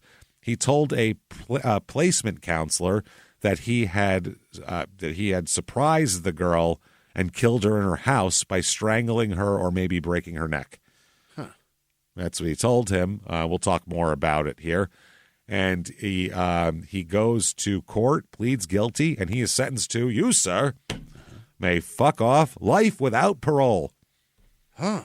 Life without, motherfucker. Interesting. So you figure out. End of episode. Have a good one, everybody. That was a quick one. No, we are not even close. This is not even close. Did he think they're going to get me because my fingerprint's there? He doesn't realize that there's no way they're getting him for that. No, that's what I mean. He must think that there's something else there. And this is what the detective said, quote, I think he was dodging the death penalty.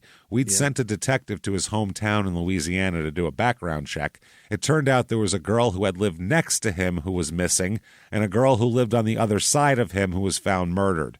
Uh-oh. The cases had never been solved. I don't think he wanted us looking into his past more than he already had.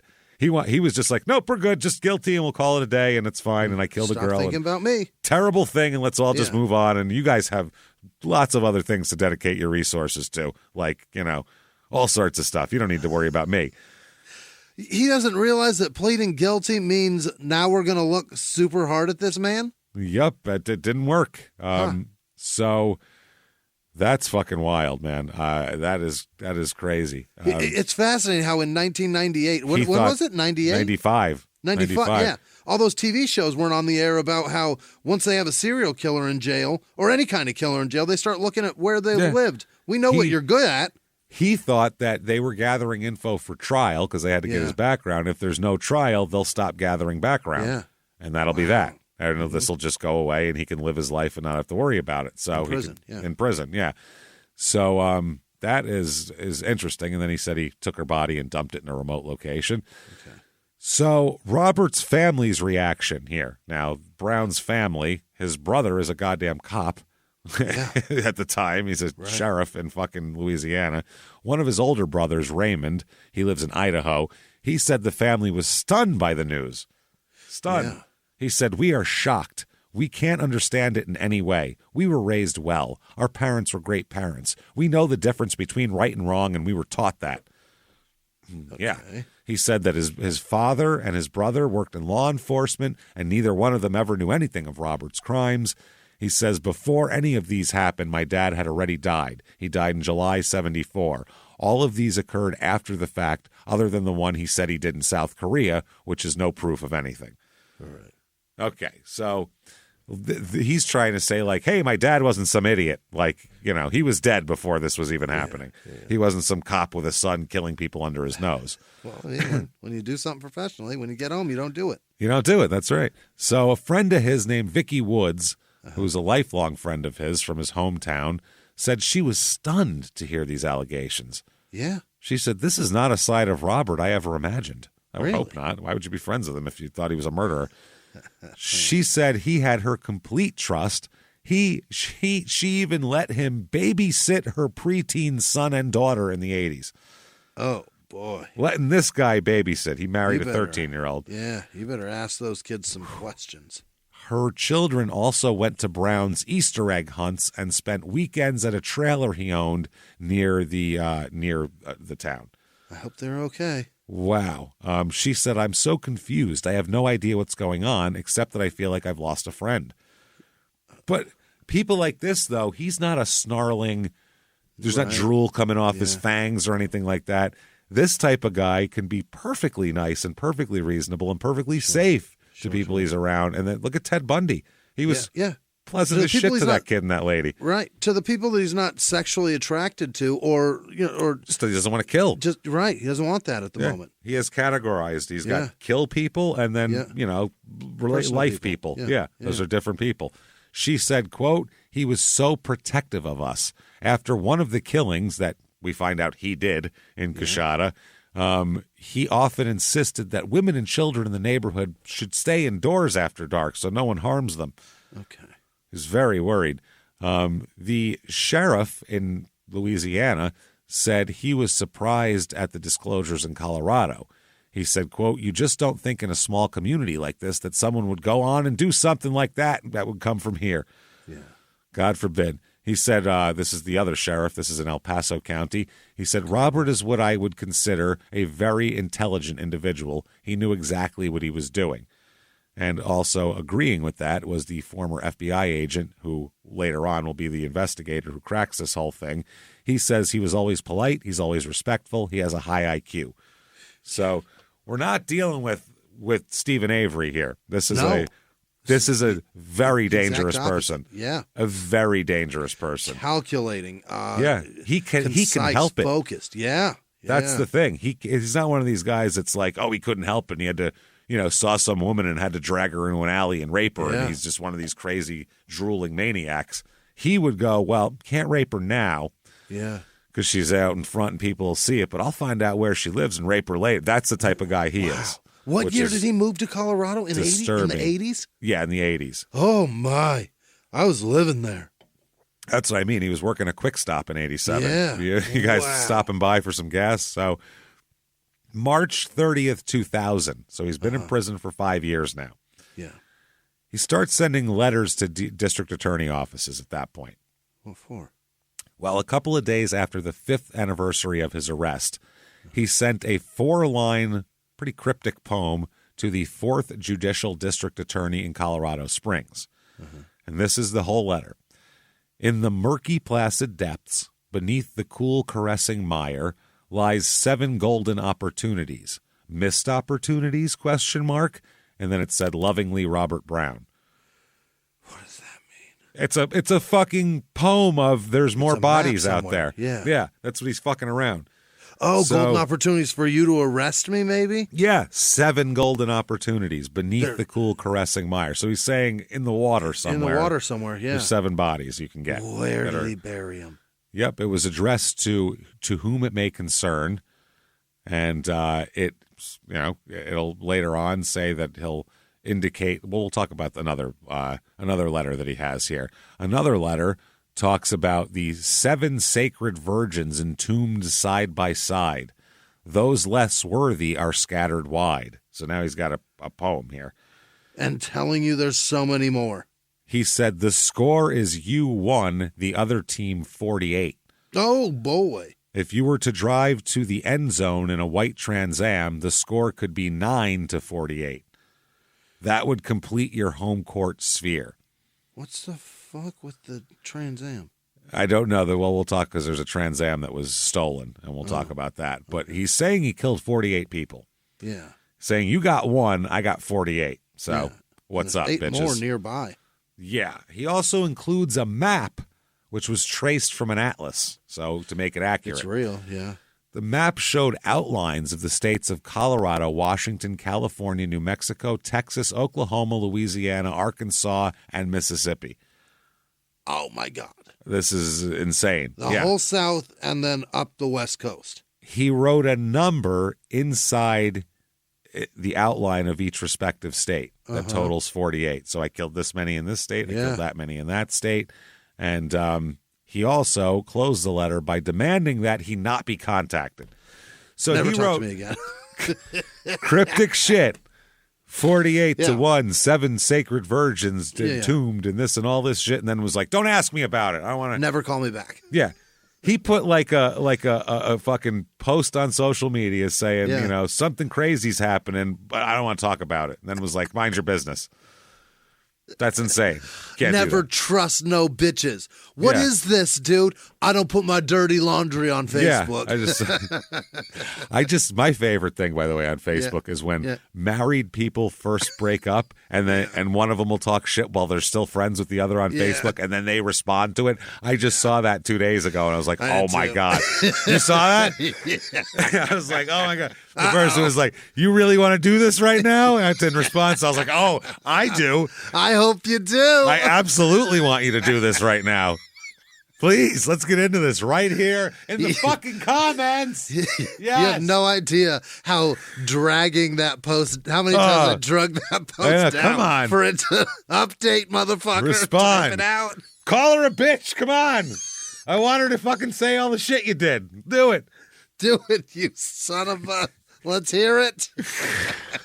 Holy shit, man. Yeah, that's baiting for sympathy and then getting slammed in the dick is pretty awesome. That's good shit. And when you tell a DA you've killed 50 people, they're curious usually. They tend to come back. Yeah. They're going to talk about that. So, oh my God. The detectives in Colorado and investigators from the DA's office worked to establish the validity of his claims. They checked missing person cases and all that sort of thing. They were trying to figure out the 7 sacred virgins deal. Yeah. Don't know what that's about, but he would not. They couldn't figure anything out because it's not specific enough.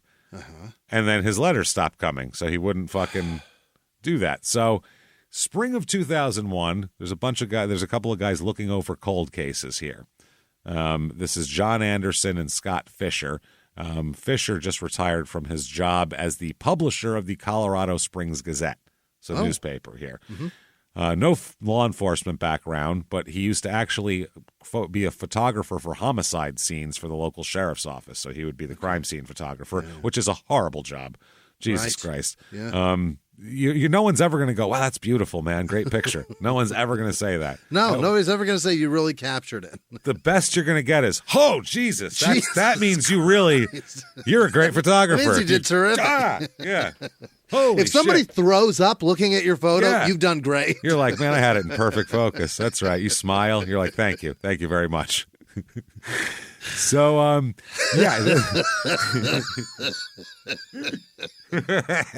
if somebody goes home and kisses their children, you've done it.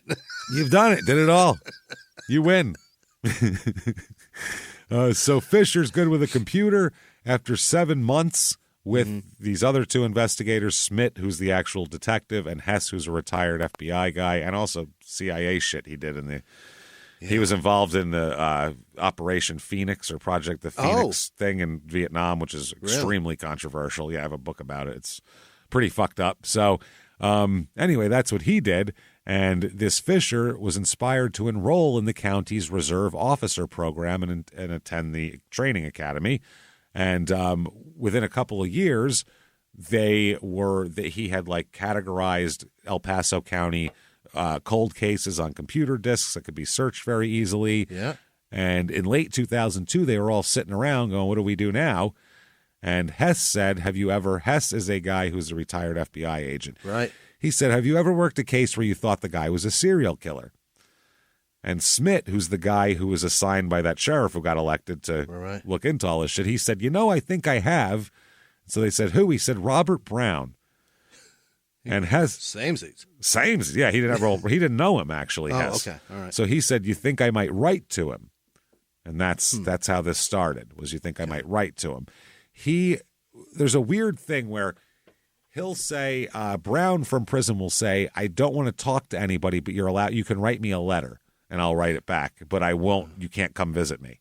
Okay, that's his whole thing. So I won't talk if you come visit me. Because some people will say so much more in writing. They'll say, and then it's in writing, which also is better than someone's word. Solid they said word. that. Yeah. So it's very, very interesting here. So he said Hess, didn't know how to approach this. Yeah. He said, you put your cards on the table, you tell the person who you are, what your background is, what you want, and you end up with some subjunctive thing like perhaps we can be of mutual benefit to each other. Yeah. And he said, if you get a reply, you improvise from there. That's how he usually approaches these people. So from the case files, he learned that Brown, learned about his whole history and everything else. They said he's got a definite antipathy toward women, it seems like here, to put it mildly. So May 2nd, 2002, the El Paso County Sheriff's Office Investigations Division receives a letter from Brown again. He writes, this letter is a hypothetical question. This just purely just hypothetical here. This has nothing to do with reality. Yeah. Quote, if a person were to identify a murder which occurred in El Paso County, Colorado, then pled guilty to this murder in exchange for a sentence of death and asked that the sentence be carried out as quickly as possible, how long would it take for the execution to take place? How quickly can I get you to kill me is what he just said. let's say I admit to something. How fast? Hey, Alexa. Yeah, how fast? And he said, please answer me by mail and do not visit me. Okay, so he will not talk in person. Refused in May of 2002, refused later on, refused a face-to-face interview with Agent Hess, agreed to correspond through letters.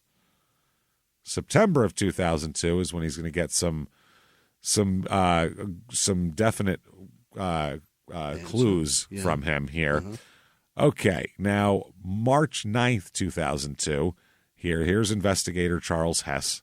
That's when he got involved with it. By May, he's receiving these letters about don't want to talk back, face to face and all that sort of thing. He said that he might be willing to correspond on matters that interest Hess.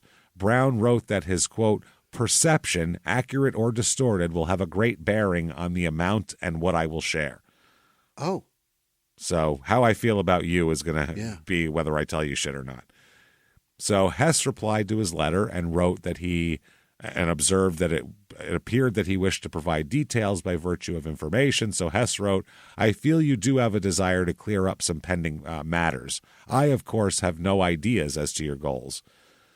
And Hess makes a point to say how he approaches this. He says pending matters. Doesn't say murders, killings, stabbings. He never uses those words. Those are the clam up words. Yeah.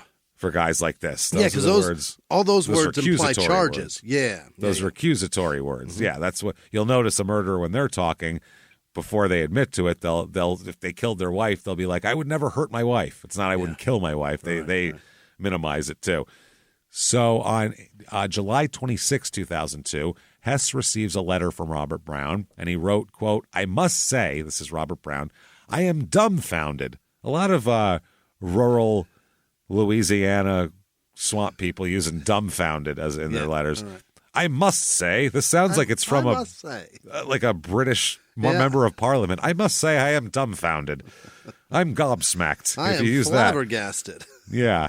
That with the plethora of information provided, someone hasn't deciphered such a simple and obvious message. I can only infer that to this point, and he's using correct commas and everything. He said infer to this point? I can only infer that, comma, to this point, comma, no one has truly harbored a desire to do so. Does this clarify matters? And then he writes, location, murky plaza depth, cool caressing mire. Amount, 7. Instructions, drain/dig. Accomplice, high priestess. Who the fuck knows who that is? Yeah. Motive, sacred virgins less worthy scattered. Okay. So he's like, you need it broken in bullet points? Was my poetic prose too fucking complicated for you? Then he does literally location, this, amount, that. Yeah. Are you stupid? You must be stupider than me. So much information. Yeah. He said something else that might be of interest to you. Hypothetically, if individuals were held in a concealed chamber and their caretaker was incarcerated, thereby causing these individuals to succumb over time, would the caretaker be considered guilty of murder even though their deaths were a direct result of actions taken by law enforcement officials? Did I do it or did you? I suppose 3 should be added to the 9, Robert Brown. Okay. So he's saying if that's true, then there's 3 more dead people that you can add on there. Yeah, technically, then that would be my fault. There's no food or water for them. So we don't know if he's been arrested and incarcerated several times, so we have no idea over a 30-year period. Yeah. So we have no idea which time he's talking about or any of that shit. So Hess wrote in a reply, he said, I believe you're trying to reach out to us, and believe me, we're trying to reach out to you. So that was his response to that. Like, it sounds like you really want to talk. Like, let's talk. I'm ready. Okay. I don't like the way he's wording these things. Hess? Yeah. He's trying to keep it real casual and not spook. Yeah. Basically, you're trying not to spook a deer right now. Sure, yeah. And if you turn and go, hey, isn't that great? He's going to fucking run into the forest. Yeah. So you got to be like, it seems like maybe you'd like to talk to us. Would you like a salt lick? Come here. That's it. And it's the ball's all in his court because he's got nothing. They have nothing to. Yeah. They have nothing to offer him. There's no carrot to offer. He's in jail, Right. life without parole. What are you going to fucking help him with? There's really nothing you can do. We'll get you extra honey buns and ramen noodles. I don't know. What are you trying to tell us and why? What do you want? That's what I mean. So then Hess receives another letter from Brown in September of 2002. Brown closed the letter and signed his name. Then he wrote, P.S. December or January 1987 or 88. About then, maybe, ? White Grand Dam, Colorado Springs. So that'd be a Pontiac Grand Dam. Yeah. So they completed, investigators did a search of records for the Colorado Springs Police Department and the El Paso County Sheriff's Office. They were unable to locate any information in regards to a missing person involving a White Grand Dam. Okay. So in November of 2002, Hess writes to Brown, and he says, quote, in searching available records regarding the use of vehicles involved in cases, we were unable to locate any reference to either a White Trans Am or White Grand Am. He said, I wonder why you feel it's necessary to write in enigmatic terms. After all, you were the one to initiate communications back in 2000. Yeah. So now he's got a little more rapport. Like So he's fucking like, Mark Twain and Yeah. just say who, what, when, why, where. tell me what the fuck you did. Journalism 101. Yeah. You seem to know Yeah. stuff, so do that. He then also said, then in another letter he sent back, Brown said that he asked Hess if he would like to hear the beginning of a possible story, and it said the title is How to Create a ... Okay. You motherfucker. Start your podcast. Let's go. What's following that, he says this. Okay, quote, this is his disclosures here. Okay, this is Brown. How old am I? 3, maybe? What am I feeling? Safe, secure, warm, loved, with a sense of belonging. All these feelings are about to end, never to be again. I hear my mother say, don't tell him. Don't tell me what? One of my brothers runs in and says, they're coming to take your bed, ha ha. I run and climb into my crib. I'm thinking they can't take my bed. This is my place. They can't take it. Someone, I can't remember who, took me out of the crib. I'm screaming and crying. Then they take my crib and put it in the back of a black pickup truck and drive away. I run back to where the crib was and curl into a ball and cry and cry and cry. Now it's night and it's time for bed. My mother takes me into a strange room. There are 2 beds in this room. There are 2 older boys in each bed. Where am I going to sleep? She puts me in one of the bed between 2 boys. As soon as she leaves, the boys start hitting me and telling me to get out of their bed. I start crying. Each night, I'm put in one of the 2 beds. This nightly ritual goes on and on and on, night after night after night. What a wonderful childhood I have. This is just the beginning of the endless joys of my childhood. So that's what he sold his bed. Either got it repossessed or he was too old for the crib, so they got rid of it. Right.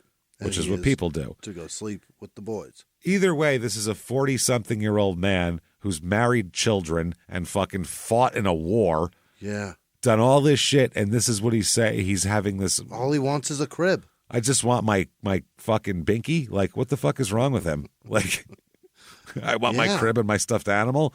Wow. So Where's my teddy? Really fucking weird here. That's all he'll say. But that's opening up at something, at least. Okay. So Yeah. the 5th letter in September 2002 that's the one Hess began to feel like he had an idea of what's going on here, and he was developing some synchronicities with him, and maybe he'd be able to get some confirmable facts. Yeah. So Brown, now in his letters, he says hi to Hess. He says, hello, Charlie Hess. That's how he opens his letters. So he said, okay. And Hess said he started calling him Robert and all that kind of thing. But he was also very frustrated with Brown because he was saying that the Pontiac Trans Am, now he's calling it a Grand Am. Yeah, and it's a different entire car. Totally different. And he said he also would repeat allusions to a high priestess all the time. Yeah. That he said Hess would pore over literature of tarot cards and hunting in the Bible, trying to find what he's talking about. Basically, what is he referencing here? He wrote, Robert, are we talking about a real person, or is the high priestess allegorical? So is this? Is this in your head, or you're sacrificing to, or is there? A person? Have the high priestess with me all the time. When people say, "I walk with Jesus," is this your high priestess? I continue to feel you're trying to provide me with specifics, but for some reason we don't ever get over the last hurdle. So Hess is about to get a hip replacement. He's 75 years old, by the way. Jesus. And he said that he felt like he'd earned some trust, so he challenged Brown to explain himself. And he said, why don't you just consider laying out one verifiable instance? If this is just a game, tell me, and we can continue to correspond and exchange philosophies. I'm fine with that. Sure. But do I need to actually look for bodies here? Right. So he said that Charlie intentionally told the truth and risked inflaming the situation. It was his put up or shut up letter. Hess said. Hess was like, he's either going to fucking tell me something or he's going to stop now. Because give me something or give me nothing. I'm tired of reading your shit. I don't care about your crib. I don't care about your poetry. Fuck off. So nothing really had worked. Then 6 weeks later, he wrote a letter back, Brown does, saying he was relieved to have heard that Hess made it through his operation and, wished him well with his hip and all that sort of thing. Then he revived his complaint, saying he'd been framed by a planted fingerprint in the Heather Church murder. He said, that was not my fingerprint. To this day, he says it's not his fingerprint. Really? So that was a lie. Or at least he didn't put it there. Somebody else did. Yeah, that's the thing. He said that he would mock Hess's occasional use of first-person plural. He said, I will not hand it to us on a golden platter with nothing to gain for my efforts. What could I possibly gain eludes me for now. Because Hess kept saying, hey, help, us, like in terms of me and you are an us. And he's like, I'm an I, and you're, I don't know what the fuck you're talking about. Yeah, so December 16th, 2002, Hess receives a letter from Robert Brown. And in it, he says, Brown wrote, quote, in a previous letter, you said you give us too much credit. I beg to differ. There was at least one case handled by, quote, us, meaning the police, where evidence was found where none existed. With police work like that, one cannot give, again, us too much credit. It seems that where legitimate information has been provided on several cases, us should have no problem completing the puzzle if us has any real desire to do so. Get to work, us. Yeah, what do you want from me? I will not hand it to us on a golden platter with nothing to gain for my efforts. What I could possibly gain eludes me for now. There are 8 other states that may be interested. Colorado only has 9 points of interest. Louisiana has 17.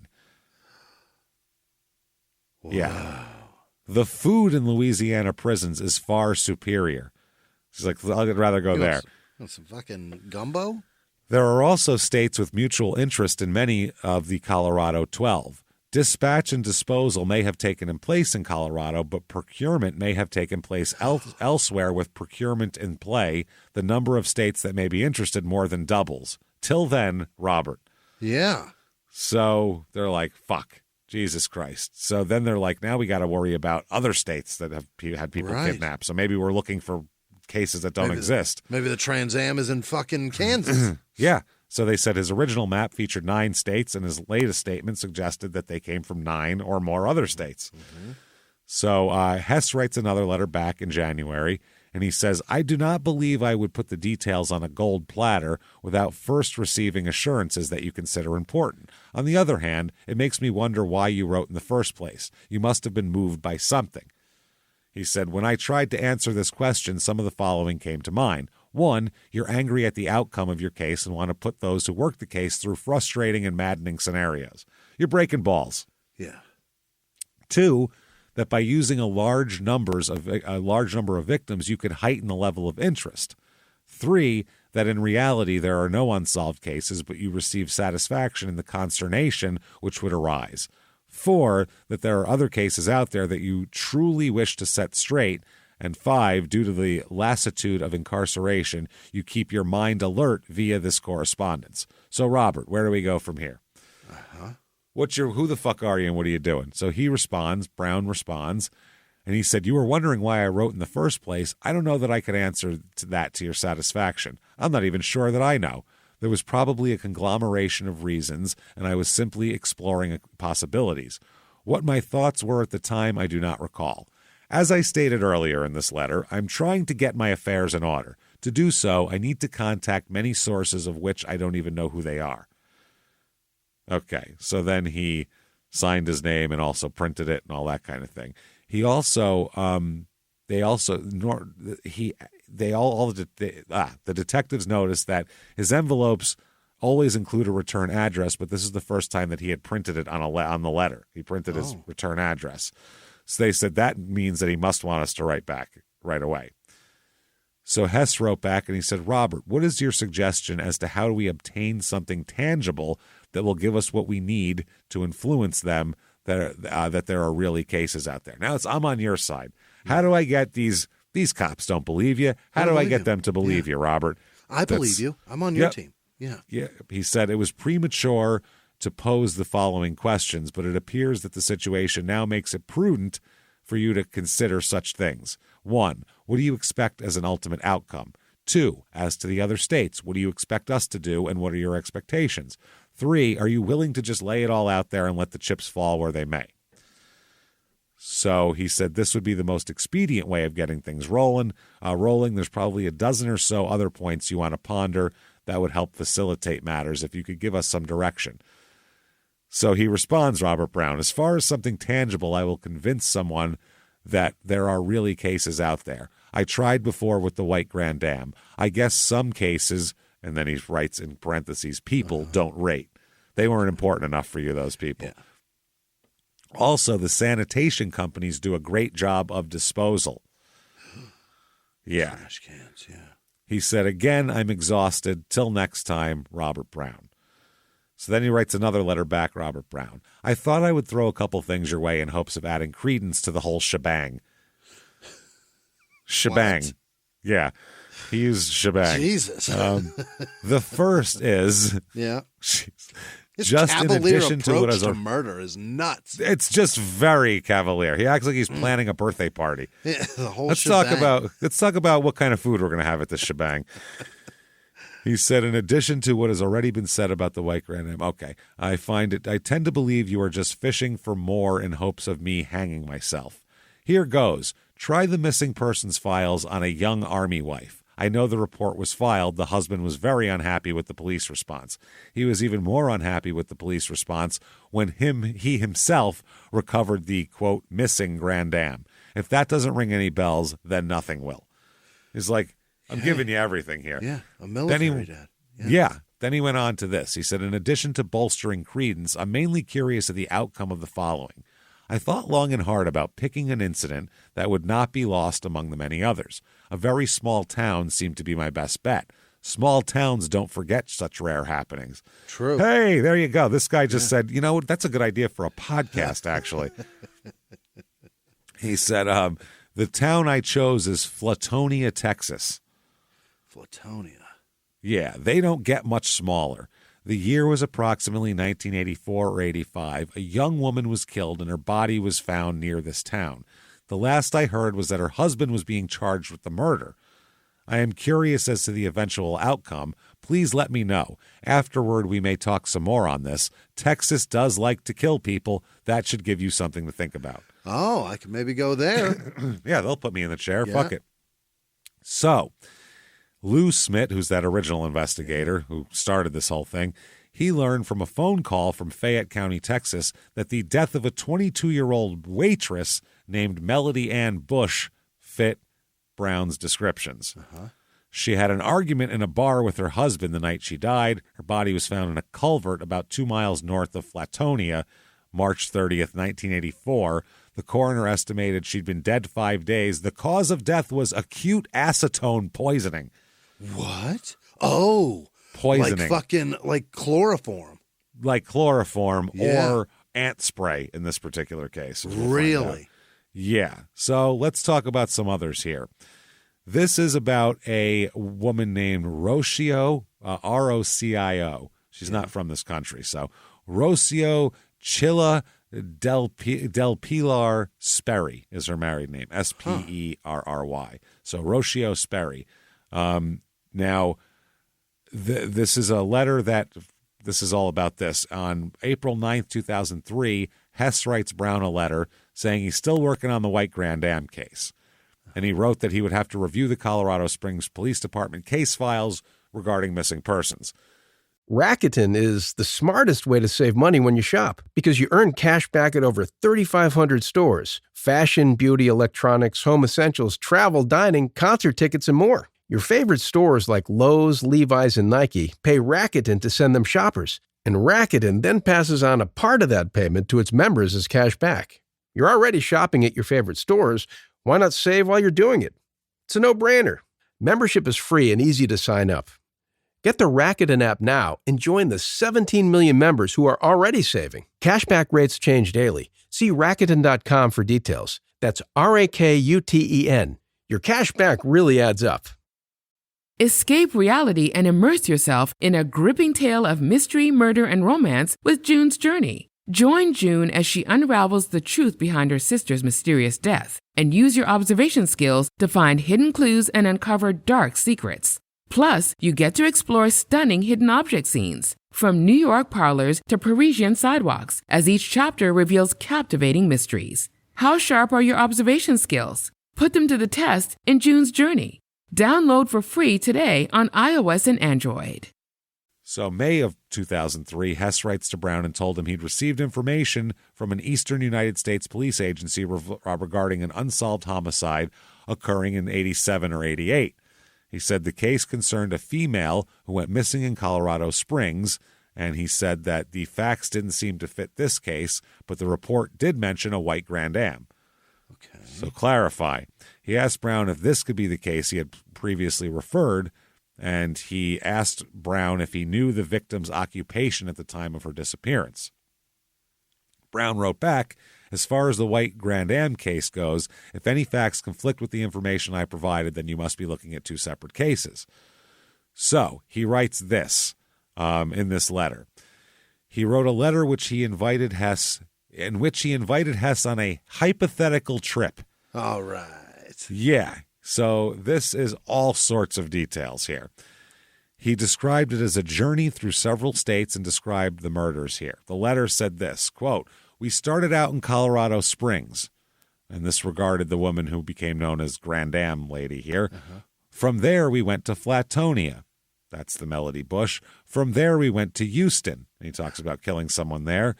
Let's continue east on Interstate 10. New Orleans was very fertile grounds. Let's go back to 1975 or 79 approximately. Left inside a room inside a Holiday Inn about 5 minutes from the French Quarter. This lady claimed to be from South Philadelphia. Yeah. So he's saying another murder there. Yeah. Let's continue east along I-10. We're in Mississippi now, but just barely. We are very near the Alabama border. There is a swampy area just north of the interstate. There, 2 bodies were dumped. In parts for ease of transport. They were dumped in parts, so dismembered first. Yeah, right. Both of these were male. I made a point of stating that they were male so you couldn't dismiss the incident. It was around 1980 then. He said, let's move north now. How about Arkansas? This is just across the Mississippi River from Memphis. There's a marshy area a little southwest of there. That is where this lady was laid to rest, also 1980. Okay, think about where this is, by the way. That is exactly in the same spot as the West Memphis 3. Yeah. That's why it was so ridiculous to assume it had to be local people when, if you've ever driven by there, that fucking town is a blip on the 40. Yeah. You know what I mean? Someone could easily do something there, hop back on the 40, and be so far gone by the time anybody notices. Or even worse, dude. West Memphis is, it's basically, it's part of Memphis. It's just on the other side of the border. That person could have bopped right back over the border been an employee back at whatever business in Memphis he works at. No fucking idea. So he said there's a little marshy area, a little southwest of there. That is where this lady was laid to rest. Also 1980. Now let's go west to Tulsa, Oklahoma. What is just east of there, along the south side of the Arkansas River, is a floodplain. Lots of water grasses. There's also a male in the muck. This was in 1985. Let's go northwest, way northwest. Washington State is our next stop. It's a murder tour. Yeah. This is lovely. On the north side of the east-west interstate, I believe it was Interstate 96, is a scenic overlook. This is an extreme drop-off over huge boulders. There's a mountain range to the north. The lady that was dropped over the precipice would probably never be found due to the terrain unless there was an intentional search of the area. This was 1986. Yeah. Let's go south now. Colorado, California. We're in California. We're on the Pacific Coast Highway about 200 miles north of San Francisco, approximately. There's an exit to a sandy beach where there are areas with lots of driftwood among boulders to the north side. Among these boulders and driftwood are two bodies, one male, one female. This was 1986. Let's go east now. He said, we're in northwest New Mexico. I'm on an east-west highway. The number I don't remember. 40. Probably the 40, I was going to say. However, the north of another scenic overlook is tremendous rock face, gray in color. It can't be missed. Once again, there's a body over the precipice. This one was male. This was 1993. Okay. So this is a lot here, obviously. So they start looking into this shit. And in July, they travel to Mississippi, and that's where they meet with Joseph Sperry, the husband of Rocio Sperry. And Sperry told the cops that in 1987 he was stationed at Fort Carlson, and 2 weeks after arriving at Fort Carson, he rented an apartment for himself in Rocio. He said the apartment was located at 4410 East Pikes Peak Avenue in Colorado Springs, apartment 109. Yeah. Sperry said he moved into the apartment on East Pikes Peak Avenue in August 6, 1987. He said 2 to 3 weeks later, Rocio and their infant daughter, Amy, joined him there. He said that after Rocio arrived, he purchased a 1987 Pontiac Grand Am. Oh, boy. Mr. Sperry said his mother, Amy Charity, paid for the vehicle. That is Charity. She lived up to her name. Not bad. He said his neighbor, George Gonzalez, told him Rocio was leaving their baby, Amy, alone in the apartment by herself for hours while he was at work. She wasn't watching the baby. I think Rocio is 15, by the way. She's already a child bride here. So, so Mr. Sperry said he spoke with his supervisor at Fort Carson about Rocio leaving the baby alone. Mr. Sperry said it had been determined that it would be best to take Amy to West Palm Beach, Florida, to live with his mother, who could properly care for the baby. Yeah. So he's saying he's going to take the baby away. Mr. Sperry said that she agreed. Oh. Rocio. She agreed to it. And he said that he and Amy flew to Florida from Stapleton International Airport on November 1st, 1987. He arrived in Florida and spoke with Rocio on the telephone as many as 3 times per day. The evening hours of November 9th, 1987, he said he got a phone call from Rocio while he was at his mother's residence. He said that she told him that she was at another soldier's apartment who was from Shreveport, Louisiana. Mr. Sperry said he asked her why she was there and that she needed to leave and go home. And she said that, okay, I will, and that she missed him and loved him. Miss you, love you. Yeah. So he says that on November 10th at 7 a.m., he called their apartment to talk to Rocio, and she told him she had a surprise for him when he arrived home, something his mother had sent to her. He repeated that Rocio told him that she missed and loved him, and he said that he'd call her at about 5 p.m. So at about 5 p.m., he called and there was no answer. He continued to call throughout the evening and got no answer. So he kept calling until he left Florida to return to Colorado Springs 4 days later. Never talked to her again. He said he got to Stapleton International Airport at 10 p.m. He said that he had heard Rocio and their next-door neighbor, George Gonzalez, were not there to meet him as planned. They were supposed to pick him up at the airport. He said that when he called Gonzalez told him he hadn't seen Rocio for 3 or 4 days and that his Grand Am is gone. Oh. So I don't know. Gonzalez agreed. He goes, I'll come get you now if you want. So he said, sure, fucking come get me. This guy, Sperry, does not arrive at his apartment until 6 a.m. Jesus. Yeah, because he's also got to drive from Denver to Colorado Springs on top of it. Yeah. He walked in and found his apartment was completely fucked up, ransacked. Trash. Photographs of Rocio and Amy were found on the kitchen table. He entered their bedroom and found Rocio's clothing was not in the dresser drawer, but rather in a bag inside of the closet, which was weird. Sperry found Roccio's purse containing her identification and passport that was still in the apartment. Okay. He also said his Sony television was missing from the living room. So she took the TV and left her wallet? Left her wallet and all of her clothes. Yeah. She's like, all I need is this TV and this remote control. Yeah. What about his paddle ball? Then this paddle ball. He spoke with one of the security officers and asked if he had seen Roccio, and they said no. So he showed, they talked about photographs and all that sort of thing. And Sperry had, they showed Sperry 2 different photographs of Robert Brown later on here. Yeah. In one, he had a beard, and the other, he didn't have a beard. And this guy said, never saw this guy before. Don't know him. Don't know him. So, September 9th, 2003 at 9 a.m., Hess travels to the Colorado State Penitentiary to visit with Robert Brown.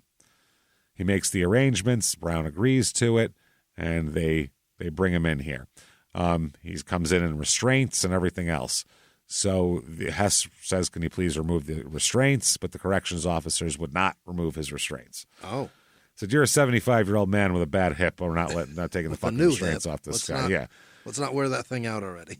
Yep, but he was left alone in the room with Brown. He said, well, at least leave us alone. So Brown says in the 80s, when he was living in Colorado Springs, he killed a young woman who lived in an apartment complex across the street from his own apartment complex. This was the woman who was associated with the Grand Dam. Mm-hmm. He said that he had claimed he had not received adequate treatment from the Department of Corrections. And that was interesting. They don't treat me right in here. So Hess said that he's not going to give any more specifics about. Brown told him, I won't give you any more specifics until you make it better in here for me. Yeah. Because it's not good. This is like prison or something. Yeah. So February 23rd, 2005, Hess shows Brown pictures of the apartment complex here. Brown looked at the photographs, pointed to a building in the photograph, later identified as 4410 Pikes Peak Avenue. The apartment complex is currently named The Viewpoint. Brown pointed out that the Quick Stop convenience store where he used to work was located at the north of the Grand Dam Ladies apartment complex. Oh. So that's where he worked. He said he walked to the north side of the building, down 3 or 4 doors on the first level. Those apartments were 108, 109, or 107, 108, 109. He said the Grand Dam lady lived in one of those apartments. And so they said that he had stated an earlier, Brown stated that Grand Dam lady, Roccio's husband, and her husband would come into the convenience store where he worked and rent videos and video players. This was when you'd still rent a VCR. Wow, you could rent the whole thing? The whole thing. So Hess asked Brown how many times he had been at their residence, and he replied once. And they said, did you know how to get to this woman's apartment? And he said that the woman had come into the convenience store that day and had agreed to go out on a date, and gave him her address. Uh-huh. Brown said that her husband was gone and had taken their baby to one of 2 places, Miami or New Orleans. He couldn't remember, but we know it was Florida. Yeah.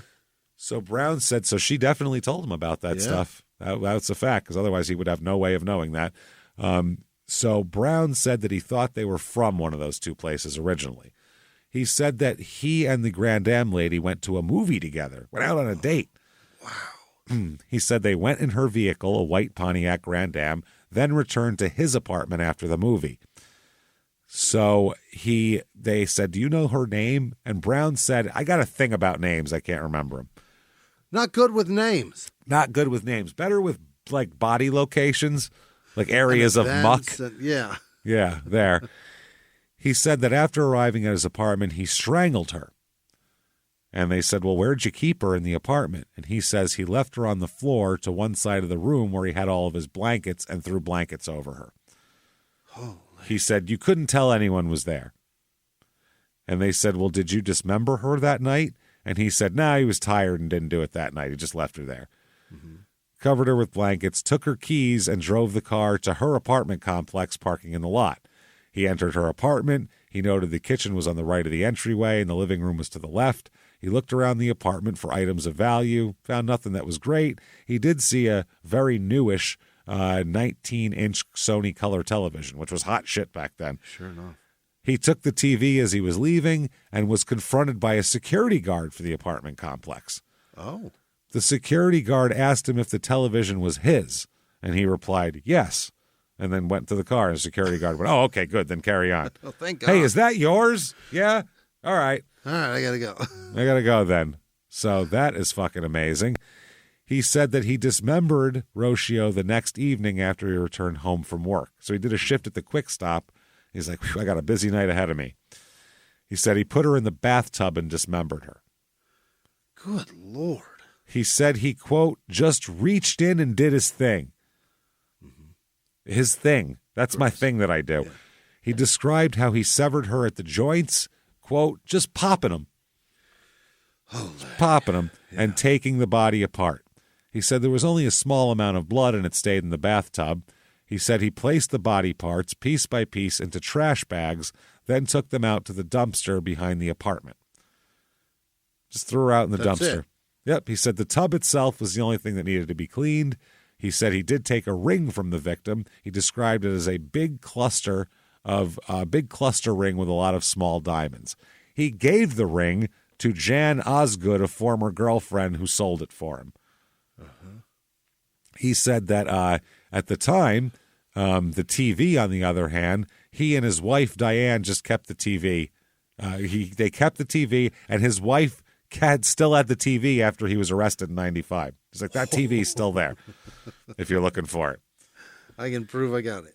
Wow. He then drove the victim's vehicle for a couple of days, then parked it in the lot of the Dovetree Apartments at 335 North Murray Boulevard, which was directly south of the Quick Stop. So he just parked it across the street. Okay. He knew that the victim's husband would find it there. That's why he put it there. He's like, he'll find it. He said that when the victim's husband returned, he came into the Quick Stop store and used the payphone to notify the police that his wife was missing, as well as his 87 white Grand Am. And he just sat there ringing people up. 5 on 3, you got it. Yep, that is fucking wild, man. Wow.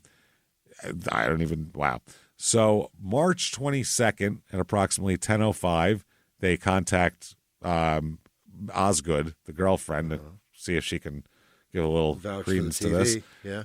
And she did remember receiving a ring from Robert. She described the ring as a wedding set, which consisted of 2 rings soldered together.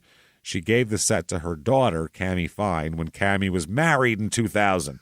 Ew, what? This girl has a fucking dead teenager's wedding ring on. Holy shit. She said she didn't know if her daughter still had it or not. Oh, my God. So they call the daughter, and she said she was not aware that Robert Brown gave her mother a ring, but did recall receiving a ring from her mother as a wedding gift. She said she had since taken the ring to a jeweler and had the diamonds removed. She said that she had a new wedding ring set made from the diamonds, and she said she still does have the ring itself, though, God. And she said that she would give you the ring to assist in the investigation. You can have the ring. I'm keeping the diamonds. Jesus. So Jan Osgood said when she met Robert Brown, he told her his apartment was not ready to be moved into. So she said she invited him to stay with her until his apartment was ready. She said that Brown stayed with her for approximately 9 months. Are they building it? Oh, my God. Holy shit, they building it by hand, one guy, 9 months for an apartment?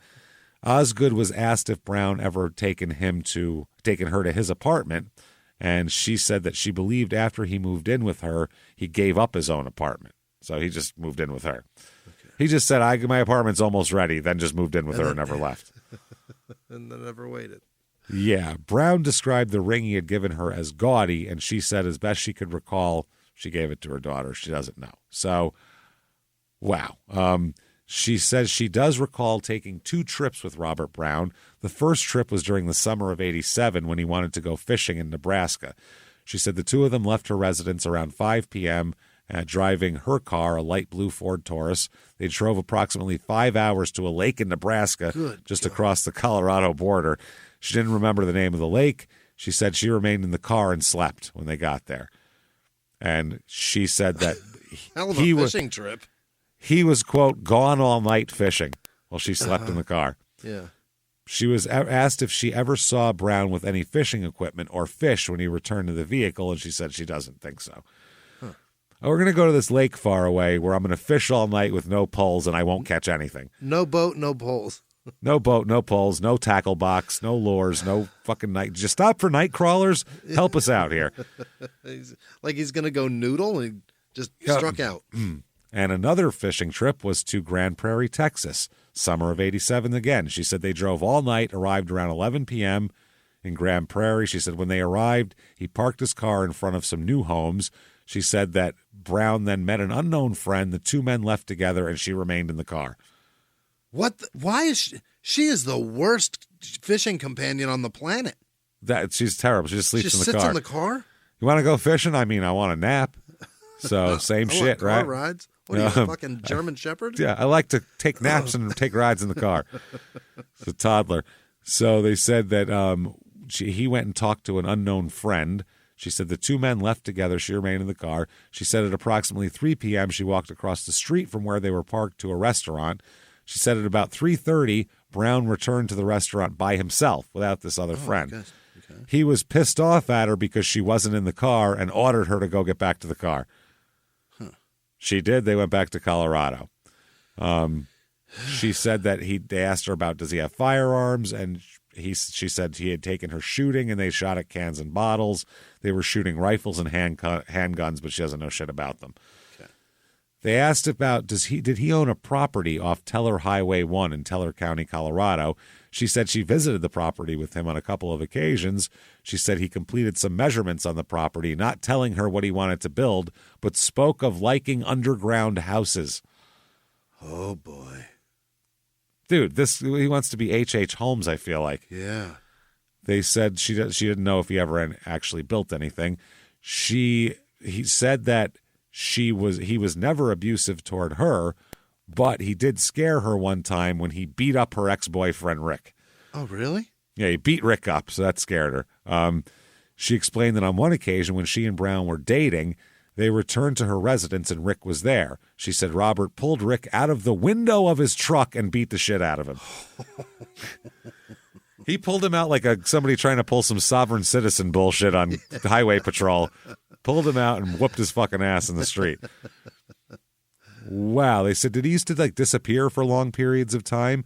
And she said, well, he would leave sometimes overnight. And when he returned, he would tell her that he was employed by a motel or a hospital folding laundry. That's what I did all night. I do hospital laundry work. I fold linens for several hours. She said that sometimes he would leave for days at a time and not tell her where he'd been. He'd just show up like, yep, I was gone. Yeah. Wow, just so much. You don't understand. They changed it all. Yeah. They said, did he ever tell you about hurting or killing someone?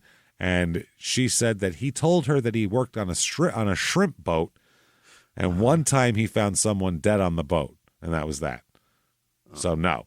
Then they said, what about sexual behaviors? What's the sex stuff into? like? She said that he watches a lot of porn, yeah, which is to be expected here. She said he liked to tie her up and act like he was the master and she was a slave. Yeah, domination. Yep. She said that he would blindfold her but never used any type of ligatures. She recalled him telling her that she needed to trust him when she was blindfolded. That sounds like some kind of part of it. Do to a 13-year-old. Yeah. I was going to say, that's weird. So March 29, 2005, they end up getting the wedding ring set. Yeah. They get that from that lady's daughter from Cammie Fine. I guess that she said that the single solitaire in the center had been made into another ring, which her ex-husband had pawned. So I don't know where that is, but she does have a little bag containing the rest of the smaller diamonds that were removed from the ring. Okay. So Hess visits Brown again, April 2005, and they show Brown a photograph of the ring. They say, is this the ring? And, they say, is that it? And he says, yes. Sperry was found to have lived in apartment 109. Jesus. Yep, he owned the 88. So that all lines up. They're pretty sure that he did that, including the ring and everything. It's there. So obviously. Also, the television as well, they find that also. They get the TV. They do find the television, wow. Yeah. They go over to this lady's house, Diane Brown, the ex-wife. Yeah. She is now Diane DeLuca, And they enter her residence, and she points to a Sony television on the dining room table. She said, "This is the one that he gave me." And it still works fantastic. It's still really good, yeah. She said Brown told her he had obtained the television from a couple who were breaking up and needed money. So that is fucking interesting here. So they take possession of the TV. They hold it as evidence, obviously. Yep. That's going to be a big deal. There's really no way to solve all the others? What the fuck? Yeah, and Brown said could very well be her. If everything fits, then it's probably her, basically. Like, I don't know what the fuck else you want from me, but that's what I got. We got the TV in the ring. It's pretty well slam dunk, right? Yeah, it has to be. It has to be. There's no other fucking way it has to be. I mean, they found a TV, they found the ring, it's all matches up. Yeah. I mean, they got the car. 109, for God's sakes. It's fucking insane. So anyway, when they're checking around they keep talking to the husband because they want to verify information. But he's like, I don't know, I told you all this stuff. And I would think you'd want to put a lot of it out of your fucking head too. Probably. You wouldn't want to keep going over the same stuff. So they said that her Roccio's English was not very good, and when she wrote letters, it was normally in Spanish. So they were putting that together because they said, I don't know, fucking, she's in. Apparently, her friend said that Roccio was a naive girl. Yeah, she's young, and she was talking to a friend of hers. And she said that she had met a guy who was cute and had a gold bed. Oh. And so, like, she said she was just, that's that type of thing where she was like, oh, it's pretty. I like this guy. He's got a pretty bed. Then there's Melody Ann Bush. That's Flatonia, Texas. Yeah. This is a 2003 now in March. Hess gets a letter from Brown. And this is after the whole Grand Am lady thing. Yeah. He writes, the second matter is from elsewhere. In addition to bolstering the credence, I am mainly curious of the outcome of the following. I thought long and hard about picking an incident that would not be lost among many others. A very small town seemed to be my best bet. He talks about them not remembering, and he says that, so he's wondering about that. So they contact Fayette County, Texas, and talk to deputies there. And they said, we got a guy who says he claimed a woman in Flatonia in 1984. Yeah. Do y'all remember? And they actually do. They pick up an unsolved homicide, which occurred, and that is Melody Ann Bush, age 22, whose body was found in a culvert in March of 84. Yeah. The death was about 5 days earlier, and they were like, that's what they think. Now, she was a dancer. She's a stripper who resided at 31018 Sunflower Street, Magnolia, Texas. And so they're looking into all of that.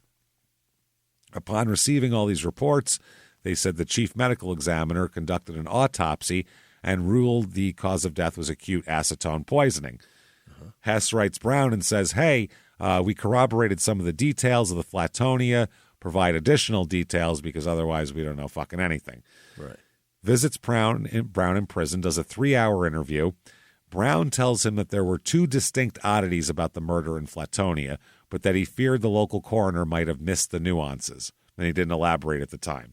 Yeah. That's probably the poison. Then he pens a letter to Hess, and attached on a separate sheet of paper, he printed Flatonia ether/ice pick. Okay. So he's saying that was the murders were. Poison and stabbed. Yeah, they presumed those were the nuances that he was talking about. And they did say, though, that that's in her autopsy how she died, but didn't mention any stab or puncture wounds in the autopsy. Mm-hmm.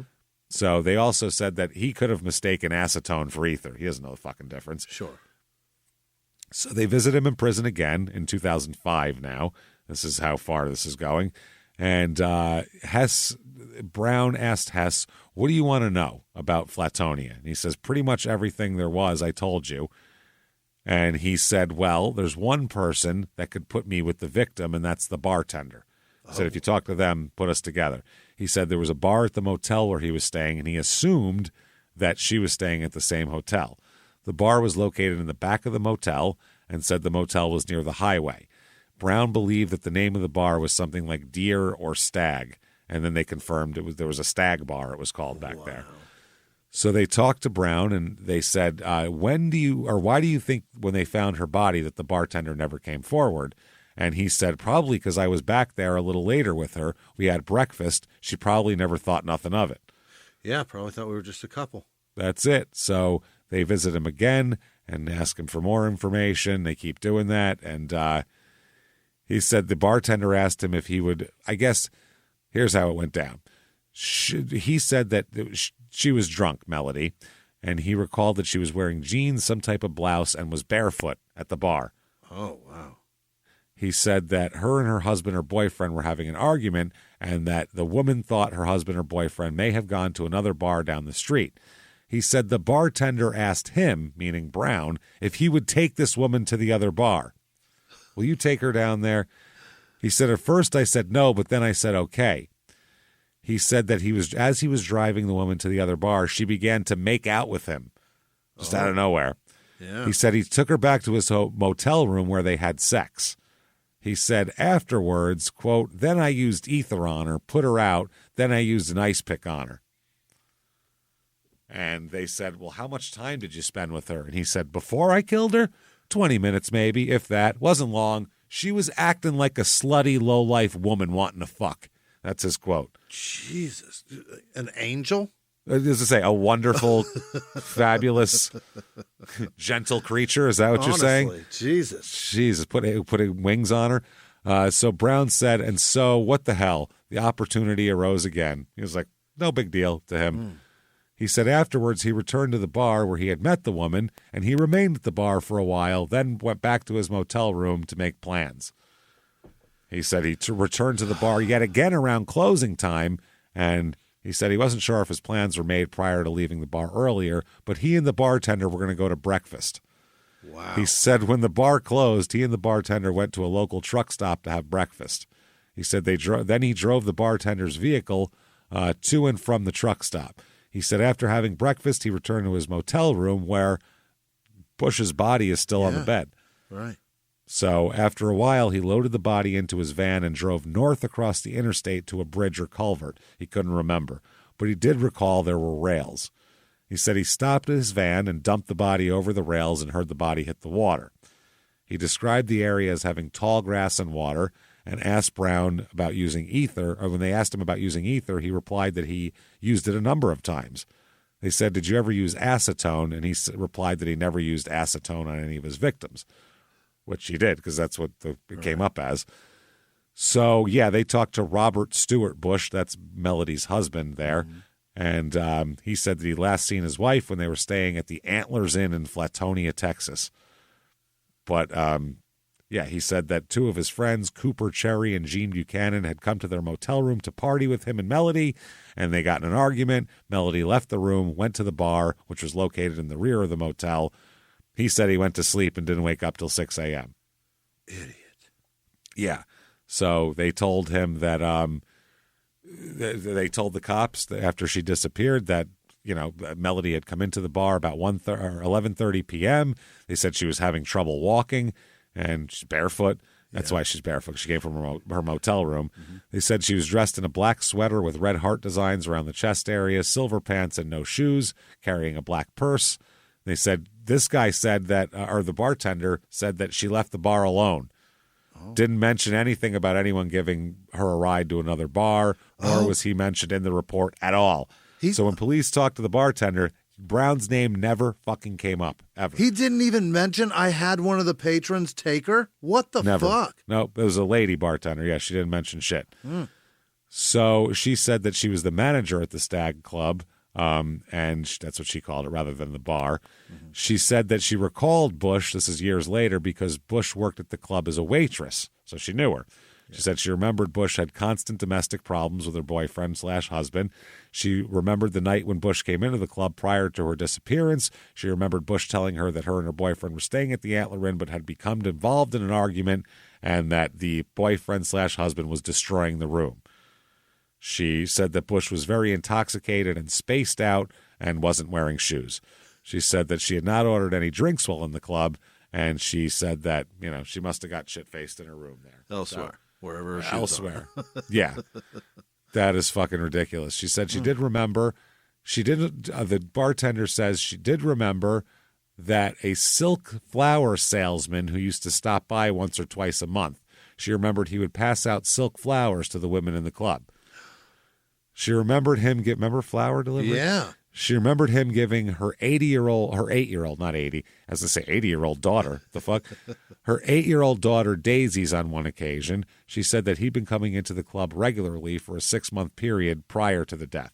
She didn't remember specifically seeing him there on the night in question, and, she denied ever seeing the salesman and Bush together. Okay. He made himself a regular, so there was no, it wasn't like, oh, he's here. Who's that weird, guy? yeah. He's wallpaper at this point. Yeah. He blends in. So, yeah, they said that never saw them going anywhere together, nothing like that. So, and by the way, Brown told Hess that at the time of the murder, he was employed as a truck driver, delivered flowers. One of his routes took him through Flatonia, Texas. You bet. He had told him that on an earlier date here. So it all lines up there. Sure does. Now, here's more confessions. He's claiming nearly 50 victims. Says he shot some of them, strangled some of them. One of them he killed with a pair of leather shoelaces, knocked someone out with ether, put ice pick in her. We know about that. He put a rag soaked in ant killer over another victim's face and stabbed her 30 times with a screwdriver. My God. Holy shit. This is fucking insane. So they're wondering what's true here and what's not true here. A criminologist here named Robert Keppel said sometimes killers do not replicate things from one crime to the next. That makes it hard on police. Yeah, because there's no fucking, no pattern. For no reason, right. There's just people disappearing. So he keeps claiming all these different people. They basically, he's been married 6 times. He said he's been disappointed with women his whole life. He put it this way, quote, women are unfaithful, they screw around a lot, they cheat, and they're not of the highest moral value. They cheat, and they are users. What about you, dog? You're killing all these people, so that's fucking wild. So let's find out some of the other ones here. The criminologist that talked about it said the combination of moving around a lot, picking random victims, and being pretty clean about it if he's telling the truth about how he's disposed of the bodies, that would show someone pretty calculated to avoid detection. Organized. Said probably not, no doubt the guy's murdered a lot of people, but the numbers are just for media purposes. This guy has lied, cheated, and stolen his whole life, and there's no indication he's going to tell you the whole truth about his victims. Right. Here are some that we know about. February 2nd, 1984, Nydia Mendoza. She's 17 years old, from Panama, and she's working as a stripper. I don't know if she has her age, her documents fixed or what, but this is in Sugar Land, Texas. Okay. They said DNA evidence in this case may provide the most promising evidence to bolster claims here. The evidence becomes crucial. They said her dismembered body was found in February 6, 1984 in Sugar Land, Texas, and so he's claiming he did it. And the police officer in charge here says we have all the fingernail scrapings, bodily swabs that were taken at the time of autopsy, and we have some articles of clothing that were collected from the crime scene that appear to have bodily fluids or blood on them. It's like we have a shitload of evidence here. Yeah. If we can match it up with something. So Robert Brown told Hess, I'm not well, so I will cut this short. I will throw one thing by you. You mentioned the constable that is now in Flatonia was in Houston at that time. Around that time, maybe shortly before, a body in parts was discovered off U.S. Highway 59 in the southwestern Houston area. I would think someone would remember that. I will write again when I'm feeling better. Till then, Robert. So the guy from Flatonia used to be in Houston. I'm going to make him look like a real asshole right now. Let's make him go to both places. Oh boy. So they spoke with all of this, and they said yes, there was a 17-year-old victim found in that exact spot. It's they gave the case number and everything like that, and they said that it was February 6th, 84. The body was found along Interstate 59 where she had been dismembered. Sure. Her head and legs had been cut off. Her arms remained attached to her torso. My God. A really weird way to do it there, I would say. Yeah. So they said that Ms. Mendoza was employed by Dame's Nightclub, which was a topless place located at 9605 Southwest Freeway in Houston. That sounds beautiful. Just lovely, doesn't it? The lovely part of town. Respectable joint on Southwest Freeway. Oh, my God. So they talk to Brown again. By now, by the way, they don't even put him in restraints when he talks to Hess. He comes in and they're like, hey, I brought you a cup of coffee. They're like, hanging out now because he is providing pretty valuable information. Sure. So they talked to him, and he was unsure if the club was within Houston city limits. He said she was very petite and looked Asian. She said she's Panamanian. Uh-huh. She said that the victim told him that she was from Guam. She might have been born there. He said that he and Ms. Mendoza had made a deal for money for sex. They made a little deal and left together after her shift was over. He said that he and the victim left in his company van in the fucking drove to a motel not far. He described the motel as a rather nice motel, and he said there were not many motels in the area. When he described that visit, they said that she had been, dismembered and everything else. And they said, what the fuck? He said he strangled her. Well, first of all, he said he had, as he put it, disarticulated her legs and severed her head with a dull butcher knife from the kitchenette in the motel. Good Lord. Wow. He strangled her, then carried the pieces of her body out to his flower delivery van in suitcases and dumped them off Highway 59. That is fucking insane. So when you stay in one of those kitchenette rooms, Christ only knows what that shit's been used for. And oh God, the knives are been used to dismember people.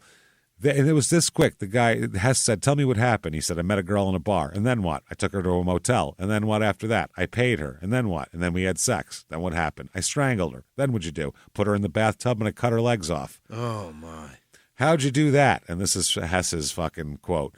And he showed me. He put his hand down near his groin and said, "You circumscribe the thigh with a knife here like this until you hit hard tissue you can't cut. Then you twist it back and tear it off like a turkey leg." Good Lord, man. That's what he was saying, popping him earlier. Yeah. Now, when I'm hearing this, I can't jump and say, "Jesus Christ, Robert, how could you do that?" I have to say, okay, like it's something everybody does. I have to put the horror of it out of my mind. And when I walk out of the prison, by the time I get to the front gate, I'm not thinking about it. I'm thinking about getting some Mexican food. Good Lord. So that's what she claims. He says that he knows he took her head and legs off, but he says he paused and he went, "I may not have cut her arms off," which he didn't when he actually remembered. Yep. That is fucking disturbing. Wanda Faye Hudson, May 28th, 1983. John Gilbert Higgs III, who was Wanda Faye's boyfriend, called the sheriff's office at approximately 12 p.m. and reported her dead. They report to 209 Carroll Street, apartment E1 in Coushatta, Louisiana, and they found the body of Wanda Hudson lying on the floor next to her bed. She was nude and had multiple stab wounds. Brown's father, Ronald, was a deputy when the department was investigating the death of Wanda Hudson. Wow. And I must have been her brother. They must be mistaken here because his father was fucking dead. Had to be the brother. Yeah. They have the same name, I think. So, they said Brown, now he confesses to that. He said that he took her home at about 11:30 p.m. This is the boyfriend saying this. And she put on her night clothes, or she put her night clothes on the floor next to her bed, and then they had sex. The boyfriend said afterwards she walked him to the door, and he heard and saw her lock the door as he left. He said he entered his vehicle at 12:25 p.m. Next morning, tried to call her, no answer. Lunch break, went over there, found the door ajar, went in, saw blood on the bed and wall, knew something was wrong, and found her with blood fucking everywhere. The autopsy report stated that she was stabbed 25 times in the chest and 4 times in the vaginal area. Good Lord. She had also been struck in the face and choked with a rope or cord prior to her death as well. Jesus. They also concluded that whoever was there had cleaned themselves up and washed the blood off themselves in the bathroom. No fingerprints were found. That's wild. The hair found on the bed and clutched in a hand could not be positively matched with her boyfriend's either. Yeah. So that was because at first they were just thinking it was the boyfriend. Right. Then they said the Louisiana State report has a handwritten statement completed by Robert S. Watson. This statement reads, Wanda Faye Hudson told me the day before she was killed at her mother's residence on Jones Street that Robert Brown changed the locks on her apartment that day. What? The day before, he was the guy changing the locks. Yeah. He gave the guy's name, and they never investigated him. Yep. She said that she was scared to stay there by herself because of the people who had lived in the apartment in the past. They had problems. Yeah. She said that she thought Robert Brown had a key to her apartment and told me that his brother, Donald Brown, owns the apartments. Okay. So that's how that. So she didn't think it was a big deal. He was like a maintenance guy. Yeah. Holy shit, that is fucking disturbing. He killed a woman in an apartment complex that his brother owned, and his brother was going to be in the investigation of the murder. Yep. Wow. Doesn't give a fuck. That is balls. Fucking wild. Yeah. So I don't even know what to say. That is disgusting. I've said that a few times. I don't even know what to say, but I am disturbed. A lot, man. Yeah, I am fucking disturbed. By the way, the autopsy notes that's a screwdriver. So that's how we know that. Wanda Faye Hudson. Yep. They said that no sign of forced entry because he probably had a key. Yeah. So 2 months after that, Brown explained that he had worked as the maintenance man at his brother's apartment building and that the death was a spur-of-the-moment thing. Said he opened the door, reached in with a screwdriver, and removed the bracket that held the chain. Yeah. He just put his arm through and took it off. She was asleep. He said he had a can of red ant killer, which contained chloroform. He soaked a rag with it and put it on her face. Jesus fucking Christ, man. That is disturbing as shit. Why? He said that after they took her away, he was the one who moved into the apartment himself. Get the fuck out of my life. He moved into the murder apartment, cleaned up the blood that he spilled, and even repainted the walls, and even slept in the bed. He slept in the bed because they left it behind. He just kept it. Oh, my God. Holy shit, That's so sick. That's so much more disturbing for some fucking reason. I don't know why it is. God. But it is. And that was in 82? That was in 83. Oh, my. Or 82, possibly, yeah. So, wow. He said he did a lot of shit on the spur of the moment. Said he was at a party that night, drank pretty heavily, and, did shit he normally didn't do. Oh, so, my. I don't know. He didn't know why the fuck he did it. Sometimes you just do things. That is crazy. He unscrewed the chain thing. Dude, that is so sick. That is And that was horrible. in 82, and he wasn't arrested until 2003? Still not arrested for this. My point is, like, he did that shit, then he was arrested in 2003 for something entirely unrelated. Yeah, exactly. Holy fuck. Unbelievable. So he said he washed up, reattached the security chain to the door, left the door open 6 to 12 inches when he took off, threw the screwdriver in the trash bin at the apartment complex, by the way. Yeah. They never know. The fucking next morning, the murder weapon was sitting in there. They never found it or looked for it. Unreal. Wow. They asked, have you ever had any contact with her before that? And he said, as the maintenance man, I replaced her locks after she lost her key. So, man, he said that he replied the mattress was partially off the bed. He said if you were facing the bed, she was on the right side on the floor, and that fits the crime scene photos. Yeah. Faye Self. This is in Coushatta, Louisiana. They look into this. The detectives travel there as part of their background investigation into the original murder. And they say Faye Self, a woman who lived in the same apartment complex in which he resided, there, they said that they received a runaway missing persons report completed by a Red River Parish Sheriff's Department there, reporting that Faye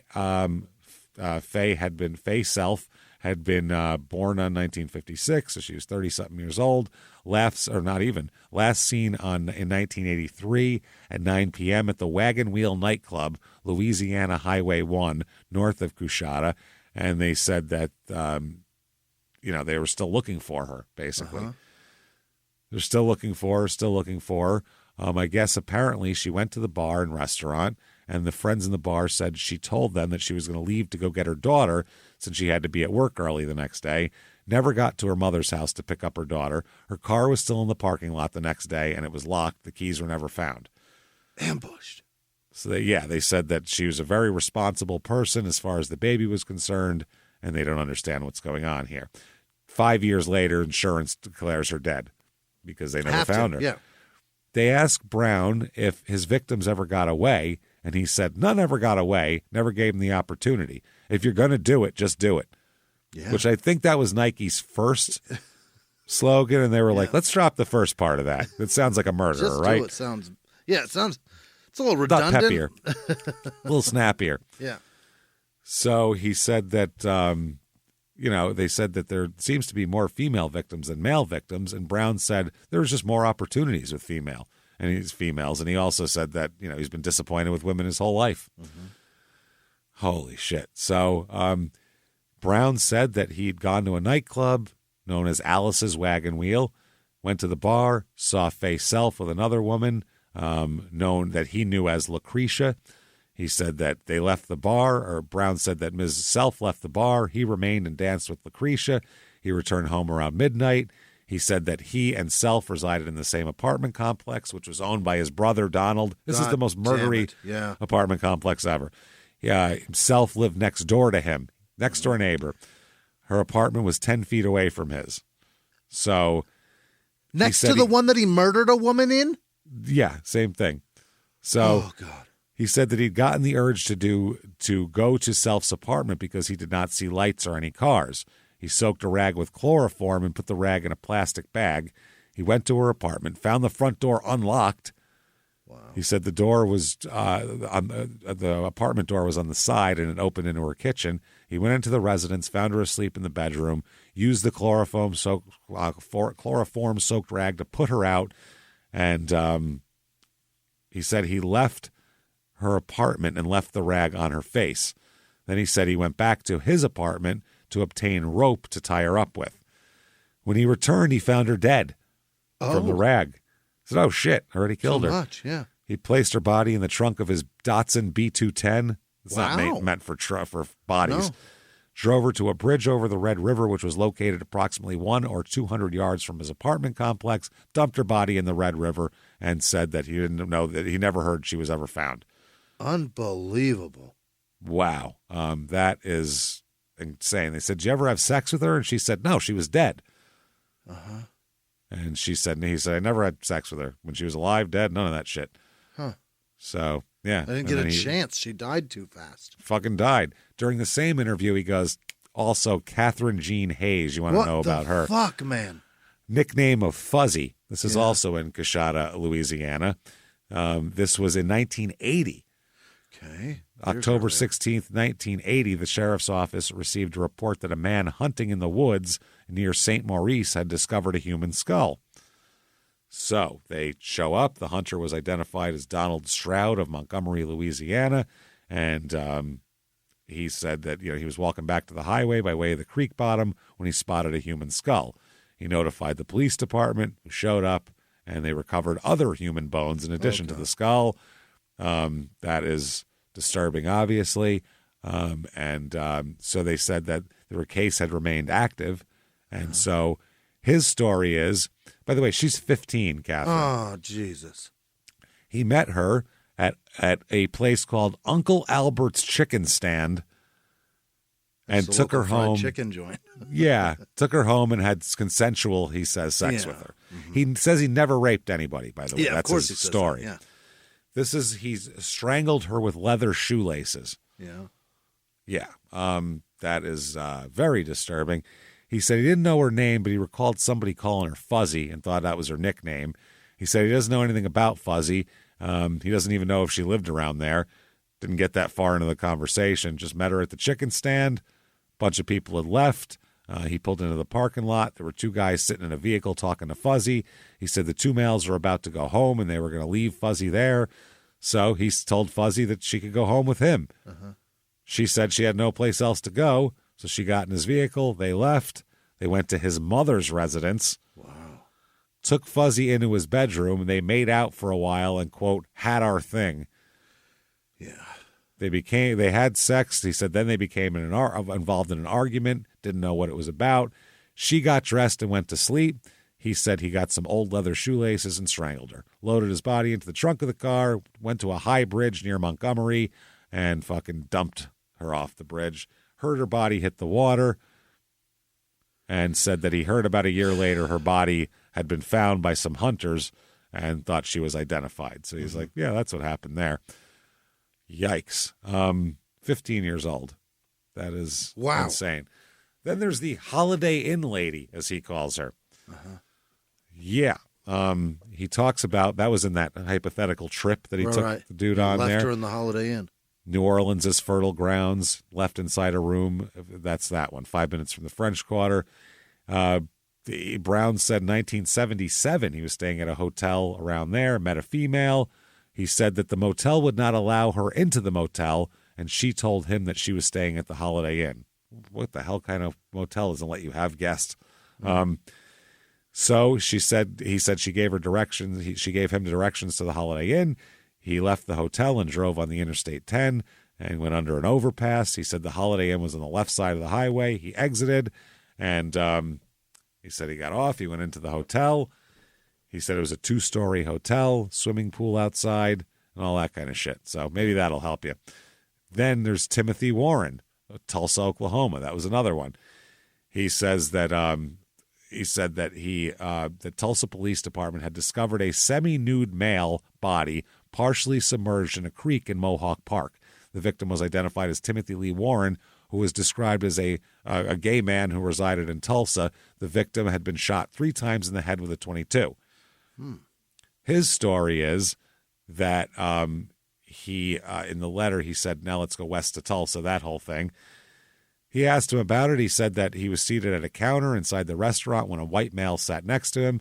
He said that he assumed the subject was homosexual, is the way he put it. Yeah. He said that he allowed the subject to leave the restaurant with him, and they drove to a park along the river, and he says he doesn't recall the route they drove. He said that he said he wasn't a big guy. He was a smaller guy. He thinks he strangled him there in the park. He said there was a park bench. And he said he had a Ford Maverick or a Buick Regal. He couldn't remember, but they exited his car. He strangled the guy. He said the guy didn't even put up much of a fight. And he said, that was that. What about when you shot him, man? Doesn't matter. Just, that's just part of it. Strangled him to death. That's different people. Then the homicide in Tulsa, he said, quote, I just shot him, boom. Yeah. That's what he said. That's the second time he talks about it. Oh. So the first time he said he strangled the guy. Lisa Lowe, West Memphis, Arkansas. That's that one. Remember that one right off the thing? He said she had been found in a drainage ditch of a small river off the I-40. Yep, 30 miles west of Memphis. She was dressed in a tube-type dress, high-heeled shoes, and no underwear. She was last seen by her boyfriend leaving home to go to a convenience store to purchase pantyhose. And then she was going to a nightclub known as Players Palace in Forest City, Arkansas. That sounds like a fucking nightmare. They describe her as a very light-complected black female, 5 foot to 5'1", very petite, 20 to 21. Right in his wheelhouse. Yeah. Right in this guy's fucking wheelhouse. So, they said last seen wearing a little dress and all that sort of thing. They send all the info. He said that Brown said that, talking about this, he admitted it earlier. He said he met her as he was going into one of the blues clubs in the area. He said she was 25, 30, light-skinned black female, short sweater dress. He said she was a prostitute. He said they reached an agreement to exchange sex for money, left the club in his vehicle, parked along the 40 there, crossed over the Mississippi into West Memphis. And he said that he went on an unknown road down there, and he said maybe there was a small lake. He said she performed oral sex on him. After they were done, he believed he strangled her and may have even shot her. Wow. What are the chances none of these people are prostitutes? That's what I mean, that he's just raping people and doesn't want to say that. That's probably it. But he doesn't say, some of them he says, I paid for sex, which doesn't make his image. Because some of them he says, I just talked her into it. So for an image of himself, you'd think he would always say, I just got her to fuck me. Consensual sex, obviously. But he's happy to be like, I paid her for a blowjob. So I don't know what to believe on this guy. It's really disturbing. So he said he dropped her off an approximate 2-foot embankment down into the water. Then there's the cowboy lady, as he calls her. Uh-huh. Yeah. This is from Colorado. In 1994, he went to Cowboys nightclub where he, by the way, if they would have searched his fucking place properly, he wouldn't be around in 1994. He noticed a white female, 35, bleach blonde hair, 5'6", 120 pounds. She was wearing Western-style clothing and seemed drunk as shit. The cowboy lady. Yeah. She was making her cowboy lady is what he called her. That's fascinating. That's his fucking... That's very interesting terminology. The cowboy lady. She was making her rounds. He stressed she was not a prostitute, this one. Yeah. Upon leaving the club, he saw this woman who'd become referred to as cowboy lady, and he saw her, offered her a ride in his Ford Ranger. She wanted to go to the club that was located just west of the Bennigan's bar and restaurant. Yeah. He said they drank and danced. He offered to take her home. They went back to his home. He explained that his wife at the time was visiting family. They got there. They had sex. He strangled her, placed her body in an unused bedroom for about 2 days. Jesus. Then wrapped her in plastic and placed her in the back of his truck, drove to a high area off Gold Camp Road and dumped the body. Mm-hmm. He says he kept the plastic, though. Really? Hairs and fingerprints. Oh. He kept the plastic. Reuse, re-honor. Yeah, well, you might need that later on. Right. So why not? He said that she was hitchhiking later on, though, which is weird. Okay. Yeah, but he does say the map. He doesn't seem to remember exactly. Now, here's a few that are probable bullshit, because we're just about done here with this. We got to wrap this up. This is that the guy that he said he considered to be a homosexual at the truck stop. Uh-huh. They said that one is not bullshit. That's Timothy Lee Warren. Shot 3 times in the head with a .22. They found him. Okay. The soldier in Korea. He says that they think that's bullshit because nothing ever came out from there. Another time, he said that he met a married woman with a strong Cajun accent. They went to a bridge on what he thinks was I can't even pronounce that river. And Brown said they engaged in sex, and then he strangled her, dumped her off the bridge of the river, and they could not locate the report or records that might match that killing. Uh-huh. No missing persons, no bodies found.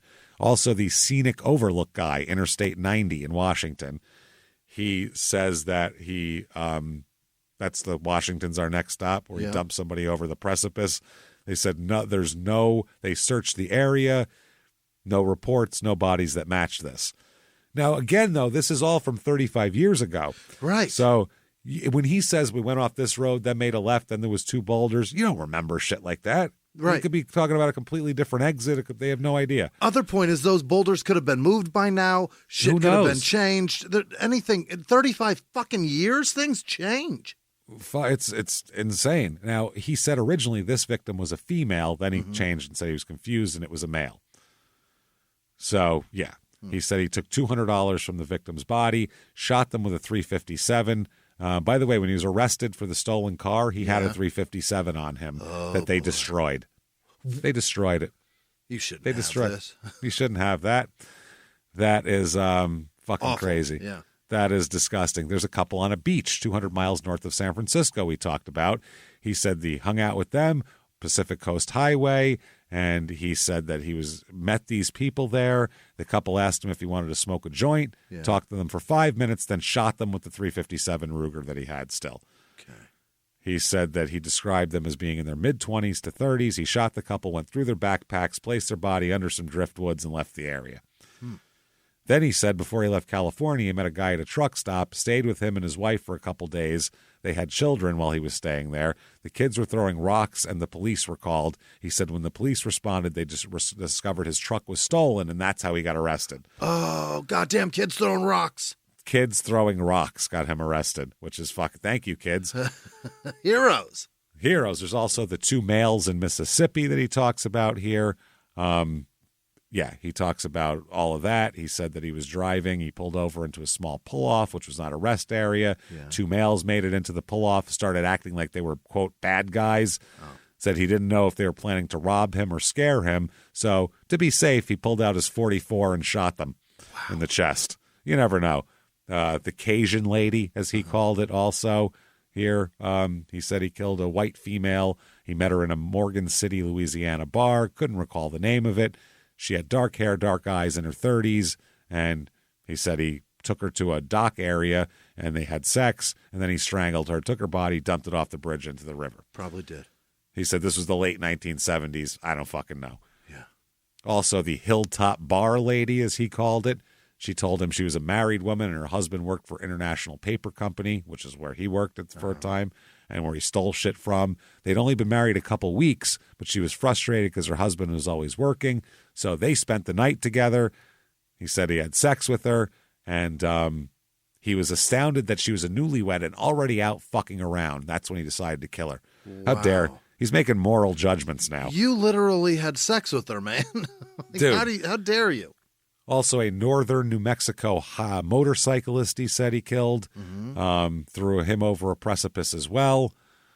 Then there's some other ones, miscellaneous guys. Miscellaneous people. He said he killed. He said during his job he drove 200 miles a day. Shit would come up. Who knows? Yeah. If an opportunity did, they said, well, why would women disgust you? And he said, fucking around on somebody or whoring around. Either way, they are trash. They're married or they have a boyfriend or they're just being a whore. Moral judgments from this idiot. What are you being? A fucking murdering asshole. So this is obviously disturbing. There's a bunch of curious others here that they're talking about that they want to know about. Goes to all this. 2006, he pleads guilty to first-degree murder of Rocio Sperry, who was killed at 15 years old. Yeah. Pleads murder. He is set to, you, sir, may fuck off, life without the possibility of parole for 40 years. Okay. Concurrent to your current life without parole. Okay. So at the same time. And he's returned to solitary confinement. Then he denies that he ever killed Heather Dawn Church, which is the whole thing that started this whole shit. Well, like it matters. You're still convicted, man. It doesn't matter, but he's like, maybe I can get rid of that and get over here. So there you go. That is Coushatta, Louisiana, and a very sick bastard. Killed at least 8, possibly 9, and up to 50. We don't know. Probably the 50. I was going to say, probably in the middle somewhere. Yeah. Yeah. You know, who knows? But if you like that show, tell the world about it. Give us a review. Say something positive. 5 stars is very helpful. Helps drive us up the charts. Social media, Shut Up and Give Me Murder at Instagram there. You can find us on Instagram there. You also want to certainly go to shutupandgivememurder.com. Get your tickets for live fucking shows and virtual live show. Oh, yeah. We're doing a 420 virtual live show again here, and so definitely those tickets will be available pretty damn soon. We'll let you know exactly when. We can't wait for that. Get your tickets. They're selling out fast, the live show tickets. A couple of them are already sold out. San Francisco, Sacramento. You're up. Minnesota, you want to be the largest show we've ever fucking had? Show what the hell kind of pride you have. Rock it out and do it. We can't wait for that show. We're very excited for that. Shutupandgivememurder.com, patreon.com/crime and sports. All your bonus material, $5 or above, gets you everything. Couple hundred bonus episodes, new ones every other week. First up this week, Crime and Sports, the Morgana the Kissing Bandit, big-titted lady who's just allowed to run onto sports fields and kiss people at will. There's that. Then for Small Town Murder, we're going to talk about the prisoner dating game, everybody. Yeah. You know all about that. Listen to that. Also listen to, not on Patreon, but regular, Crime and Sports and Your Stupid Opinions, because fuck are they goddamn funny. Yeah. Get in there and do that. Jimmie, I would love to hear the names of the people who have signed up for Patreon and have done wonderful things for us. Jimmie, hit me with the names of these fantastic angels right fucking now. This week's executive producers are Bobby Britt, Vanessa Thompson, Helena Krimsky, Jordan Bennett. Happy birthday. Holy shit. Rue's granddaughter, Brandy McClanahan, Raven Delgado, Libby Lynn Stout. Thank you all so much for what you do. You really, you make the show happen. You're terrific. Other producers this week are Shauna Moose, Peyton Meadows, Emily Miller. She cleared her debt, James. Remember that show? Janice Hill, Rebecca Sorensen, Jessica Bampton, and S.J. Surridge. Okay. There's more. There's a lot more. God damn it. Caleb Lustig, Ashley McKenzie, H. Carver, Coach Wyatt, Barbara Jordan, Thomas Booth, TD, Sierra Lick, I think so. Khalid Duck. Just Sierra, C-I, it's a Y. See how that's... No, not Sierra. Rejected Sierra missed soda names. Lick. Sierra Lick, no. That's what you feed Mist. the horses. That's how you get the Sierra Mist Oh, into your okay. horse. It's with a lick. Now I get Kaleida, John Colomer, Kayla Kaylee Howe, Katie Faulkner, Jenna Harthy, Ignacio, Joaquin, Frank Piesco, Brittany Keel, Courtney Poos, I think. It might be plus. Might be Puz. Which is better? I don't know. Courtney Poos is like a beginning of a sentence. Shit. Courtney poos in the middle of the street. Like you She could say does. that. Is it Poos or Puss? Or if Poos? it's Courtney Puss, it's more like, that's almost like a nickname. Courtney Puss. Nice to see you. Michael with no last name. Anna Bacall, I think. Alicia Graves, Scott Miller, Jaden Pattison, Nicole Metelsky, Don Russell, Nicole Jemison, Alessandra Stellino, Jill Arbuckle, Rudy Muncie, Amanda Guillen, Renee with no last name, Kelsey Calvert, Carter Garcia, Kelly Joe, Carol Passman, Daryl Turner, Sarah with no last name, Aaron McMillan, Julia Schwarthoff. Well done. That's a mouthful. Dawn Wendell, Catherine Peters, Anxious Dumpling, Ashley with no last name, Tatiana Morton, Katie and Jacob Gilmore, Jordan Felkowski, Vanessa Canales, Margarita Dixon, Daniel Stockland. Oh boy, take the scenic route. That's good advice. Kylie Anthony, anybody. Sarah Forshey, Cody Schmidt, Stephanie Ramirez, Joanne with no last name, Amanda Walango, Abigail McCowan, Kelly Tape, Dara Horning, Alyssa Smolinski, Holly Stevenson, London and Matt, Titius McGoo. Whoa. Titius or Titius? Titius Magoo? That's I don't know what that means. jizz spunk, I think that is. It's tit Oh. jizz.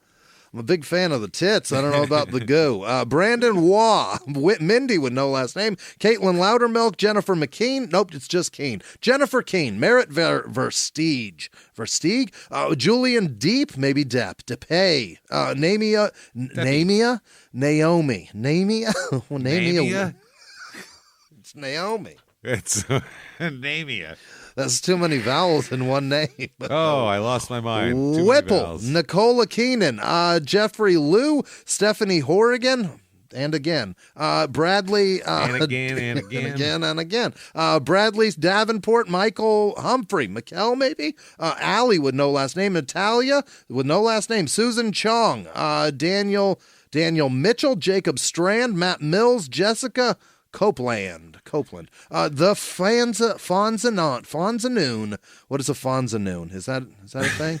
Fonzanoon? I don't know what a Fonzanoon is. I don't know. Is that like It's a the, fontanelle? though. Maybe there's only one. That's why. All right. Sandra Sandor Bohm.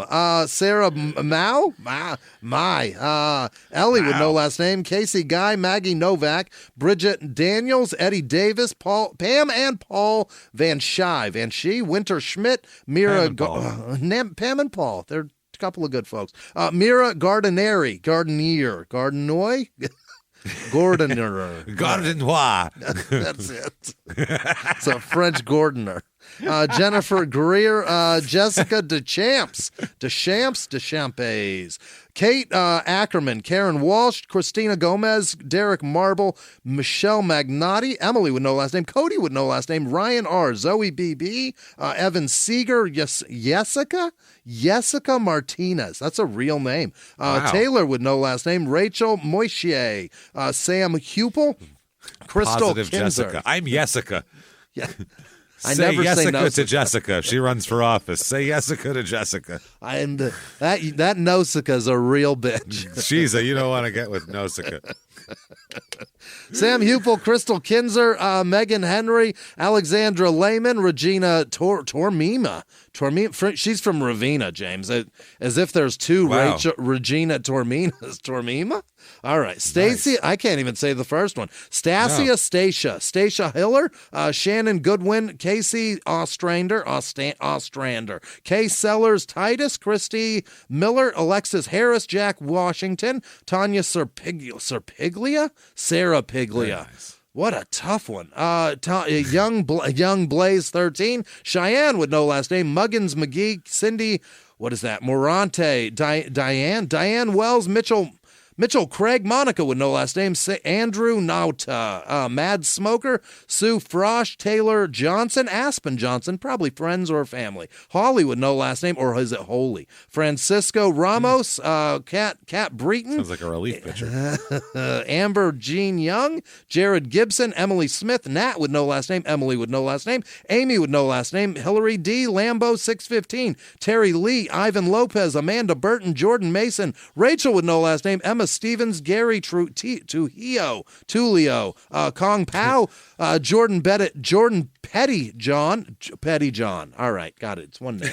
Brother Paxton, fine. Vanessa, fine. Vanessa Smith, Kayla Davis, Jamie Wasserman, Yinny with no last name, Toby Selby, Alyssa Banker, John Kotz, Melissa with no last name, Donald with no last name, Isabel Rocco, Chelsea Ireland, Connie with no last name, Callie B, Melissa Phillips, Reese, Bevan, Brandon Weber, Andrew Van Alstein, Daniel Morgan, Ashley Elmore, Benjamin Sobel, Jamie Summers, Sarah Lilly, Tripod, Gigi, Rowan Becker, Ashley Bucciarelli, almost got it, Ashley Page, Hannah G, Don Engler, Jamie Pierce, Catherine Adams, Karina Cunningham, Melissa Nelson, Frank Tassiello. All right, Frank. Erica with no last name. Daniel Harry maybe. Charlie with no last name. Corinne Stevenson, Stafford Winchester, Lori Somerville, Shal with no last name. Deli J. Smith, Tam Dog, Jordan Zirkel maybe. Josh Cobb, Tyler Mallory, Fred Park, Aaron, she's a book nut. Sydney Davis, Stephanie Acton, Antonacton, Ashley Ferguson, Paulina Manley Sims, Kelly Parsons, Caleb Stith, Andrea with no last name, Matt Parker, Cowboy with no last name, Brady Engelman, Kelly, no last name, Viviana Savelli, Bandage Monkey, gross, Monica Pius, good for you, Monica, you pious. All right, you Monica pious bitch. She's pious as fuck. She's wonderful. Ryan Morrison. Right, Stallion Nugget, Dina with no last name, and all of our patrons. You guys are wonderful. Thank you. Thank you so much, everybody, for what you do for us. Honestly, it's beyond fucking what we can imagine. So yeah, you're unbelievable.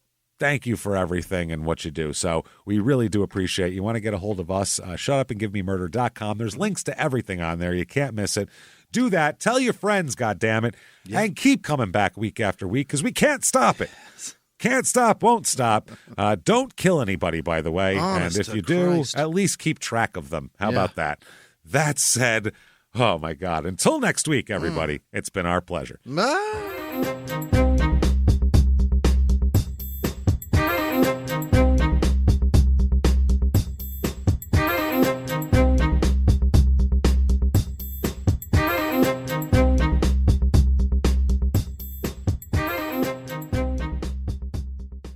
If you like Small Town Murder, you can listen early and ad-free now by joining Wondery Plus in the Wondery app or on Apple Podcasts. Prime members can listen early and ad-free on Amazon Music. Before you go, tell us about yourself by filling out a short survey at Wondery.com/survey.